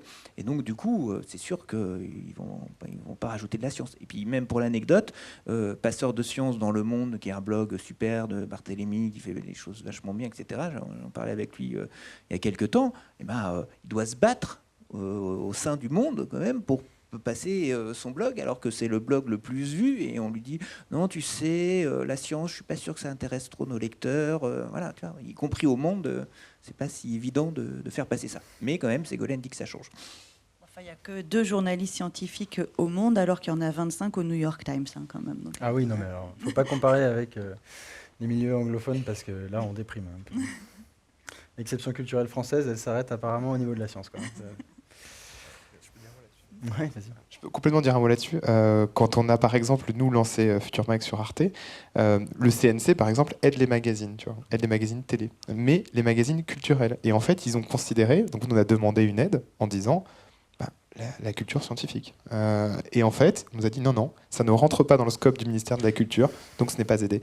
Et bon, écoute, c'est comme ça, mais c'est vrai qu'en tout cas, il y a un petit côté où un magazine pourrait être aidé par le CNC, donc il faut qu'il soit culturel au sens du ministère de la Culture, et la science, c'est le ministère de l'Industrie. Donc voilà, c'est des anecdotes comme ça. Donc nous, notre boss a fait une tribune dans le Huffington Post qui a eu un peu de retentissement sur le mode quand la France essaie d'encourager l'innovation, le CNC lui tourne le dos, quoi. Donc il y avait un côté comme ça, mais c'est vrai que oui, ça c'est des choses qu'on ne sait pas trop, et c'est vrai que oui, c'est pas très encouragé tout le temps. Parfois ça l'est. Par exemple, le CNC a aussi, dans le même temps, donné des points supplémentaires pour mieux financer les documentaires scientifiques et favoriser. Donc c'est pas aussi noir et blanc que ça. Mais c'est sûr que c'est pas évident de saisir toute la réalité de ça, quoi.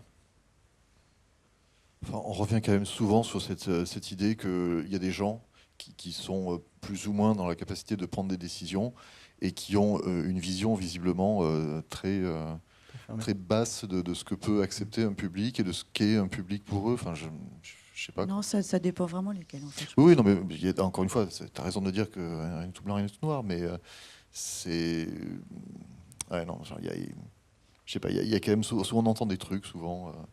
Sur la façon dont est perçu un public, sur même ne serait-ce que sur les mots qu'il faut employer. Enfin, j'ai fait une interview il y a 15 jours où on m'a repris en me disant, j'avais dit a posteriori. On m'a dit non, tu dis pas ça. A posteriori, non, les gens ne comprendront pas. Quoi ? Ok. Ah, une autre question. Oui, bonjour. Je vais me faire l'avocat du diable parce que je ne suis pas hyper fan du format télé. Mais est-ce que vous ne pensez pas que justement la réussite de la collaboration télé-YouTube va en fait dépendre de la stratégie de la production ? C'est-à-dire que par exemple, il y avait une émission plus ou moins geek qui marchait plutôt bien sur Internet et qui finalement a vu son audience s'écrouler quand ça a été racheté par Canal et qu'ils ont demandé l'exclusivité justement sur le petit écran.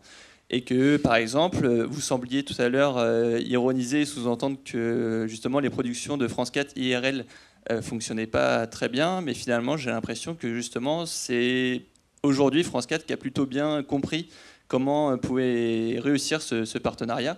parce que ils ont produit DataGull qui marche plutôt bien sur YouTube, mais aussi sur le petit écran, il y a les séries Les Visiteurs du Futur, et en ce moment c'est aussi Deadland. Et finalement, justement, en n'ayant pas voulu cette exclusivité, et ce qui a fait aussi Canal par la suite, parce qu'ils ont permis justement au Palma Show de grandir, de produire des émissions pour la télé tout en ayant gardé une certaine liberté sur YouTube. En fait, j'ai l'impression que justement la stratégie de la production, pour que ça fonctionne, c'est de comprendre justement la mentalité du spectateur YouTube, c'est-à-dire une certaine liberté, une certaine indépendance, de pouvoir partager et une certaine aussi gratuité. Et que finalement, justement, la télé permet aux youtubeurs aujourd'hui, certes, de revenir sur un modèle économique qui est peut-être un peu vieillissant et traditionnel, mais qui est peut-être aussi plus simple à mettre en place.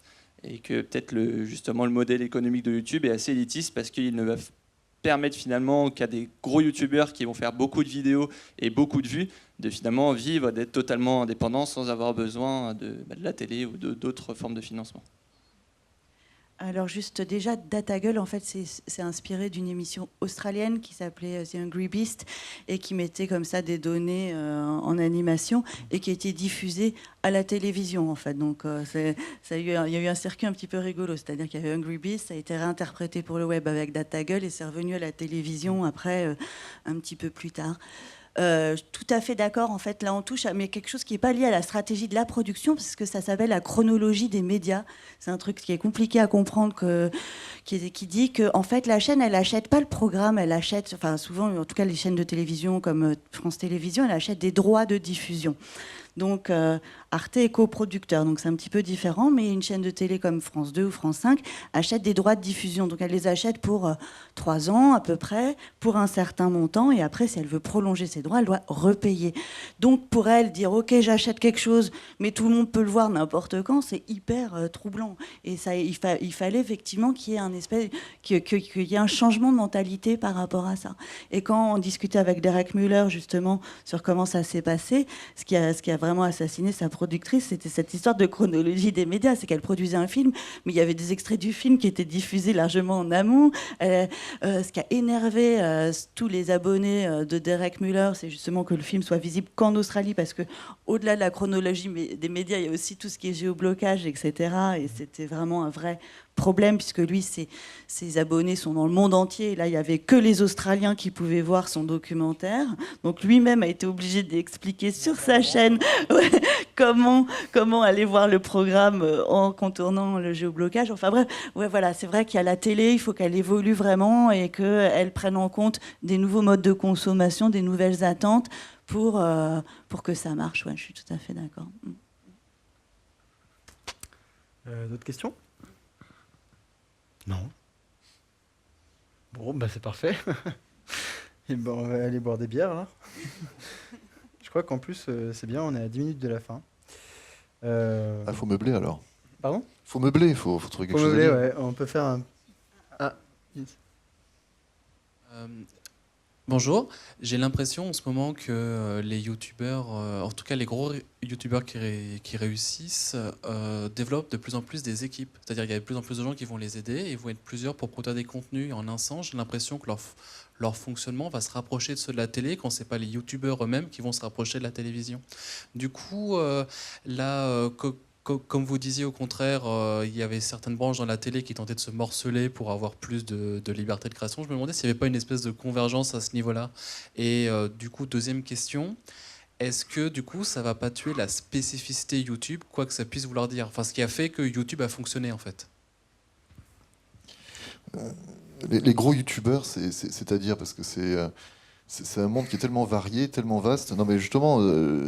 entre les hauts, entre voilà, pour moi les gros, c'est vraiment ceux qui sont en capacité aujourd'hui de créer limite une boîte de prod dont ils sont l'unique produit, et c'est un peu ça dont tu parles, quoi. Et voire même ça va même plus loin que ça, puisque je crois, j'ai pas tout suivi, j'ai pas les détails, mais je crois que Norman, Cyprien, etc. avaient leur propre MCM, leur propre multi-channel network, un truc dont on n'a d'ailleurs pas du tout parlé.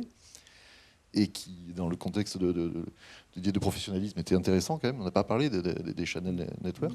Et ils ont revendu leur channel network, ce qui leur a permis de générer énormément d'argent. Bref, ce qui est fou, c'est que YouTube, il y a vraiment un écosystème où on retrouve de tout, depuis le petit artisan, mais vraiment qui n'a aucun moyen, qui n'a rien de rien, et puis des gros... Enfin, c'est très, très vaste, quoi. Ouais, je pense qu'il y a aussi une sorte de fantasme en fait sur ce qui fait un truc YouTube ou pas. Les gens imaginent toujours une personne dans son coin qui se filme avec sa caméra et qui fait un montage à l'arrache, c'est toujours comme ça qu'on commence de toute façon. Et alors oui, c'est une partie de YouTube qui est comme ça, mais est-ce que ça doit être comme ça? Est-ce qu'on doit être prescriptif sur tu vois, comment ça devrait rester? Moi, je dirais que non. Justement, ce qui est intéressant dans YouTube, c'est la diversité. Cyprien, aujourd'hui, il fait des montages financiers. Il a des experts qui sont là pour gérer son pognon. Clairement, il n'est pas tout seul dans sa chambre avec sa caméra. Il y a une équipe technique, etc. Est-ce que lui, il fait moins du YouTube que si toi, tu fais du montage dans ta chambre? Non, je pense pas. C'est juste une autre facette de YouTube. Et justement, il y a une diversité monstrueuse. Tu fais le format que tu veux. Tu fais une conférence ou tu fais un Vine de 5 secondes. Avec tous les modes de production différents, que tu fasses du placement de produits ou du financement participatif, ou alors, je sais pas, par exemple, tu peux faire toi-même des concerts dans le métro pour financer ta chaîne YouTube, tu vois. Pour moi, c'est cette diversité-là qui fait l'esprit YouTube, c'est pas la débrouille. C'est cool la débrouille, ça apporte énormément de créativité dans YouTube, et je suis vraiment le premier à la célébrer, mais c'est juste, j'oserais pas dire que c'est ce que ça doit être, et que ça doit être que ça, en fait. Je disais pas que ça devait être prescriptif.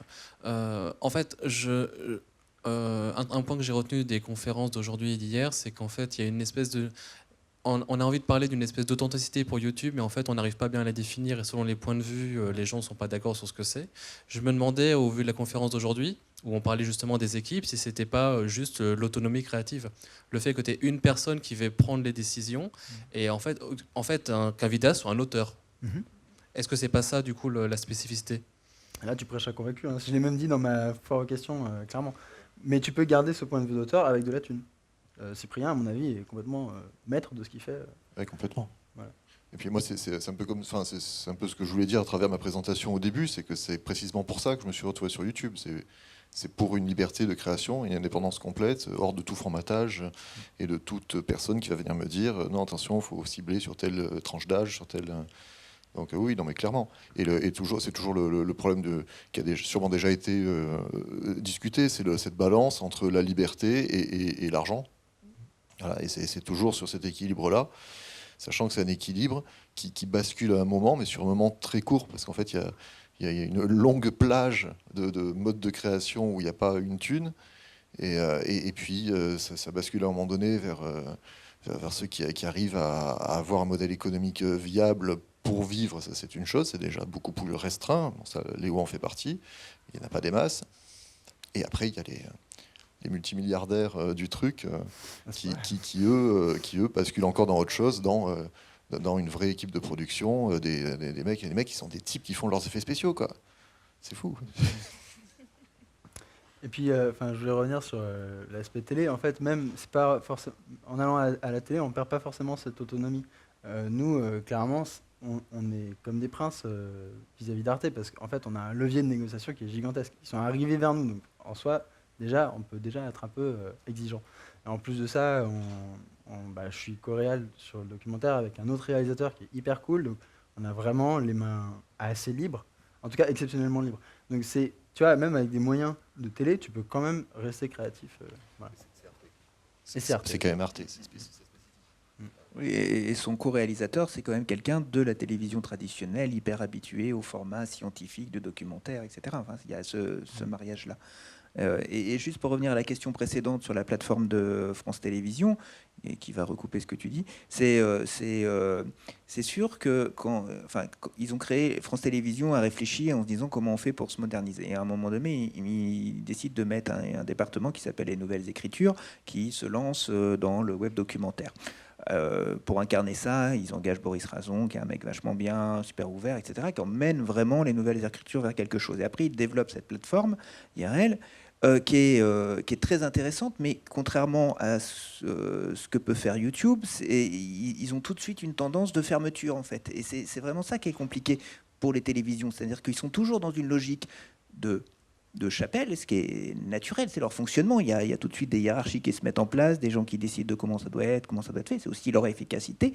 Mais du coup, après, ils ont du mal à exister avec des plateformes plus ouvertes comme YouTube, où effectivement, chacun tente sa chance. Et là, du coup, on ne se retrouve pas du tout dans cette logique. Après, juste une dernière petite chose, c'est vrai que le vrai challenge, c'est, en tout cas ça c'est mon point de vue personnel, c'est qu'à un moment donné, le YouTuber, il a un contact direct avec la personne avec qui il s'adresse. C'est-à-dire qu'on est un peu dans cette idée que la télévision, les journalistes, tout ça, ça fait partie de l'élite, et puis ça, c'est pas la mode, quoi. En gros, on voit ce qui se passe aux États-Unis, le côté nous mettre des barrières entre celui qui reçoit et celui qui diffuse. On n'a pas confiance.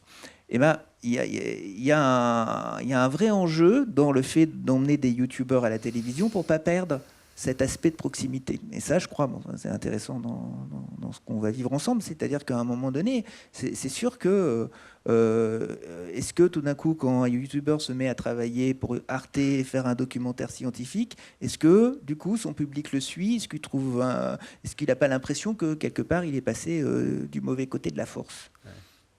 On verra. Après, il ne faut pas que ce soit exclusif. Si le gars, dans la foulée, il ferme sa chaîne et puis on ne le voit plus qu'à la télévision et il ne fait plus que ça, clairement, il y a un peu une rupture de contrat avec son public. Je repensais, quelqu'un a mentionné Deadland tout à l'heure. Ce qui est assez rigolo dans ce qu'a fait François Descraques, c'est qu'il y a Deadland, donc, qui est diffusé à la télévision, mais en parallèle, il a fait Dead Floor, qui est une web-série, donc vraiment sur le net, avec des passerelles narratives entre les deux. Et donc c'est rigolo parce que on dirait que voilà, ils ont conçu quelque chose d'un peu bicéphale comme ça, avec une tête dédiée à la télévision, avec des moyens de production peut-être un peu plus conséquents, et puis un petit exutoire plus typé web, qui est donc Dead Floor, avec aussi des têtes d'affiches qui sont plus propres à Internet, puisqu'il y a Antoine Daniel, etc., et d'autres personnes. Et donc c'était rigolo comme concept, parce que voilà, on aurait dit qu'ils essayaient de faire quelque chose qui marche un peu dans les deux mondes et qui en même temps tire des ponts et des liens entre les deux. En ce qui me concerne, je vais pas arrêter la chaîne, donc voilà. La question est résolue. Ça, c'est mon truc. Personne n'y touche. À moi. Et après, vous parliez des bouquins hier aussi, quand les youtubeurs font des livres, c'est aussi notre mode d'expression, c'est aussi d'autres filtres éditoriaux. Et bon, ça n'empêche pas de continuer à faire des trucs sur le net. Ouais, t'as tout dit. On arrête. Ok. Bon. Merci à tous. Merci à tous. Merci. Mmh.